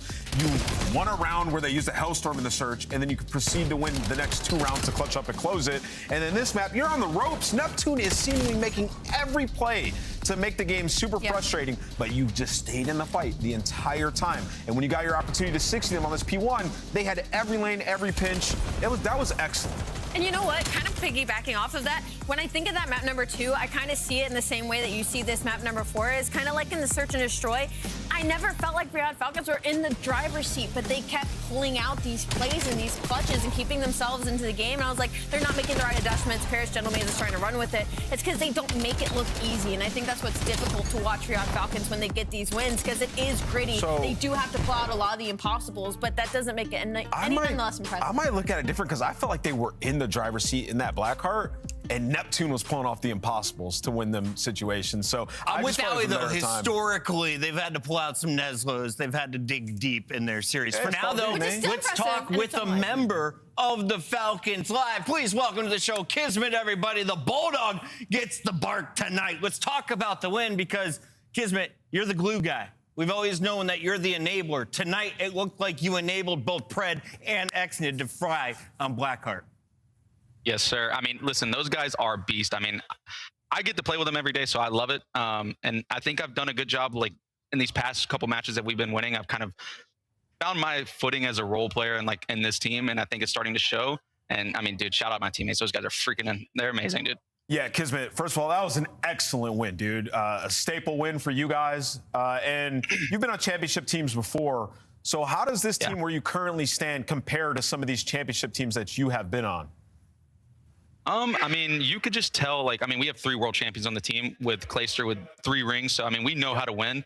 And Exnid is new. And I think he's just been a sponge. I said it in another interview before. He's just sponging everything that we were saying to him. And I think he's really listening this year, which is good. I just think that this team has a lot of grit. I mean, you saw it in that match. I mean, I heard you guys talking about before I went on, but like Neptune was popping some crazy takeover to like keep that map even close. And like, we're just gritty. We know how to win and we know our win conditions. And I think we are a force to be reckoned with. So, would you say that's probably your biggest strength as a team right now? Because as we were talking about it, I think my biggest thing for you guys is when I watch you get these wins, it's not easy to be like, okay, how does this go the other way? It's not easy to point out your weaknesses and what to exploit. Would you say your grit is probably your strength right now as Riyadh Falcons? I mean, yeah, that, and also like I think, like, without saying too much, I mean, I think that we put a lot of effort in and like excelling in the parts that we think that aren't our best. So like S&D was abysmal in the first 2 matches, and we looked at it and was like, okay, let's get better at this. And I think that across the board, from the players to the coaches and everything, like we're actually putting that stuff to the, you know, what we're learning to the, you know, in the matches, and it's showing. So I think grit, but also like we're actually taking the process seriously. Yeah, Kismet, also talk to me about the overload. You guys held the overload in spawn for like 10 minutes. I have not seen that so far in Black Ops 7. Said something in this building. Was that a spur of the moment thing? What happened? I mean, no, we've practiced it a couple times in scrims, and every time we do it, they tell us we're awful for doing it, and it's just so funny. But like, it's risky, but it's something that we've tried to perfect on, like, you know, the small tendencies of like spawns. I don't know, XYZ. We don't want to say too much, but it's risky, but it's something that we practice. And we said, AG like called it at 2 minutes, and I was like, "Are you sure?" And he's like, "Let's do it." I was like, "All right, let's do it. Screw it, let's go." And it worked out. In 54 seconds, you guys set the league record for keep away so far in the new game mode Overload. Does anyone else beat your record, do you think, here in Black Ops 7? I mean, now that we've showed it on stream, for sure, I'm sure some team is gonna try it. So there's a potential, but we've held that ball for a long time. So yeah, Bulldog, it's great to see you winning. It's great to see you smiling after a terrible last season. You get a victory over your former squad in the Gentlemen, but there's still some haters out there who said you guys are incapable of winning Major #1. So if you could, this is for my social media people, just stare down that camera, say a little something to the folks who don't think Riyadh can win Major 1. Listen, we can win. I mean, the proof is in the pudding. You talk trash to me, I turn into a different beast. Gotaga, my boy, I appreciate you, but Je suis le Bulldog. You know, I had to come and, you know, I had to win this one. So GG's, man. You know, let's keep it going. I'm with you. I think y'all can win the event, man. That was excellent. Congrats on the win. Hey, like, share, retweet it all. That is Kismet. You can catch him down in Texas in 2 weeks. Yes, sir. Later, guys. Awesome stuff here from Kismet. The Falcons get the second win on the day. Are we done? Yeah. Are we cooked already? We're cooked already. Well, you know, guys, I gave you a lead at the start of Black Ops 7, but now I'm dialed in, okay? The teams are dialed in. And if you forgot about the prediction, that moves me back within 3 of Nameless and 4 of Rosalie. Let's see how we finish tonight's show. What are you doing? Okay. Nameless, I'm going with Exnid to top frag in Blackheart, Game 4. They win this 3-1. And I agree with him top frag in Game 4. I was the only one who saw it happening. I am the only one who has faith in the Falcons when they fly again live here on the CDL. We've got a lot more action, and Rosalie has made it to the studio. So, Allie, what did you learn today on day number 10 of the CDL? To not count Riyadh Falcons out. I mean, I kind of was still like, they're mid as hell heading into this major, but Ant's kind of making me lean the other way a little bit. And we got to take a look back at match number 1. What did you learn from our bottom teams? We had 12 versus 10 today. Yeah, I might have had Miami a little bit too far down in power rankings, brother. That's crazy. Yeah, I mean, me personally. Awesome response today for Miami. I mean, you're playing a Vancouver team. They've won 2 straight overloads. They've been looking pretty hot. And Miami needed to steady the ship that was sinking, and it was sinking pretty quick. They were 1-3. So they win that first hard point, go into the search, immediately fix the #1 question. can we convert our first bloods into round wins? And Super looked like super mid-season form last year with the sniper in hand. You're seeing some clips here. And then when we get to the game 3, he had a crazy clutch to close it out. Just a wonderful series. Yeah, no, great series out of Super. I think the biggest, outside of him just having a great series, is I think Trake's had a really good performance in the series, especially during that map number 1, and kind of finding his role a little bit better on the team, playing his life a little bit better. He's kind of having control of this mid area and not really allowing Vancouver Surge to have any footholds towards the middle side of the map. So big heads up play out of Trakes. I'm hoping to see more of him. Continued it in the search and destroy. So Miami, I think they're on the up. You know, while the sun is going down early, we want to enjoy these 2-match Fridays. We will have nothing but 3-match Fridays, all of stage number 2, and we expect bigger numbers from these two. 10,629 damage from Pred in his 4 games, 6,800 from Super in his 3 games. If you had to pick a champion of day number 10, are you going Super from Miami or Pred from the Falcons? Pred for sure. That was a massive statement win. He's back. And we were gassing up Neptune. He had more damage than Neptune in that series. So he was putting in work. And of course, Allie, we have to update the standings. We are now going to see another team reach 4 victories after starting 0-2.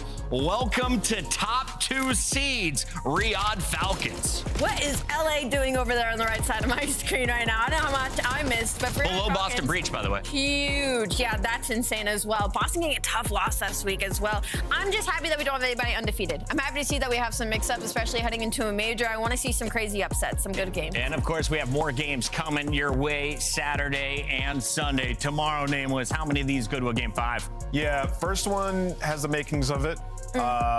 And then who knows with Cloud9. I mean, they pushed people the distance. FaZe have been looking very good. But yeah, I think that first one probably going to be the closest series of the day. Exceed versus Joe Deceives? Close? Not close? That's tough. And they've played each other a lot in Challengers, so maybe a little bit of some storytelling that happened with that series. Shout out to everyone who went 2-0 in predictions in the chat. I know it's only about 7 of us, but we will all be back tomorrow. We're going live 2:45 for another day of the Call of Duty League.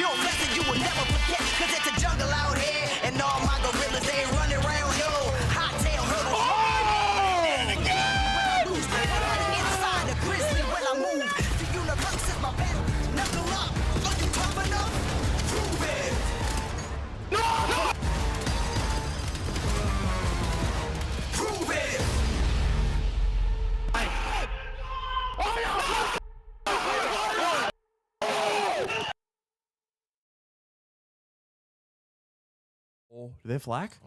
Oh, they got flag.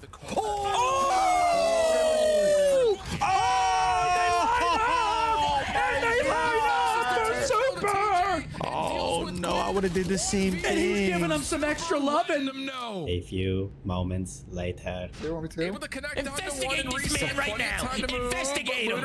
No. And Vancouver going to try to take mid away. Make sure they try to protect the EMP. No way. Do not Oh my God. As he closes out, that's what he wants to do.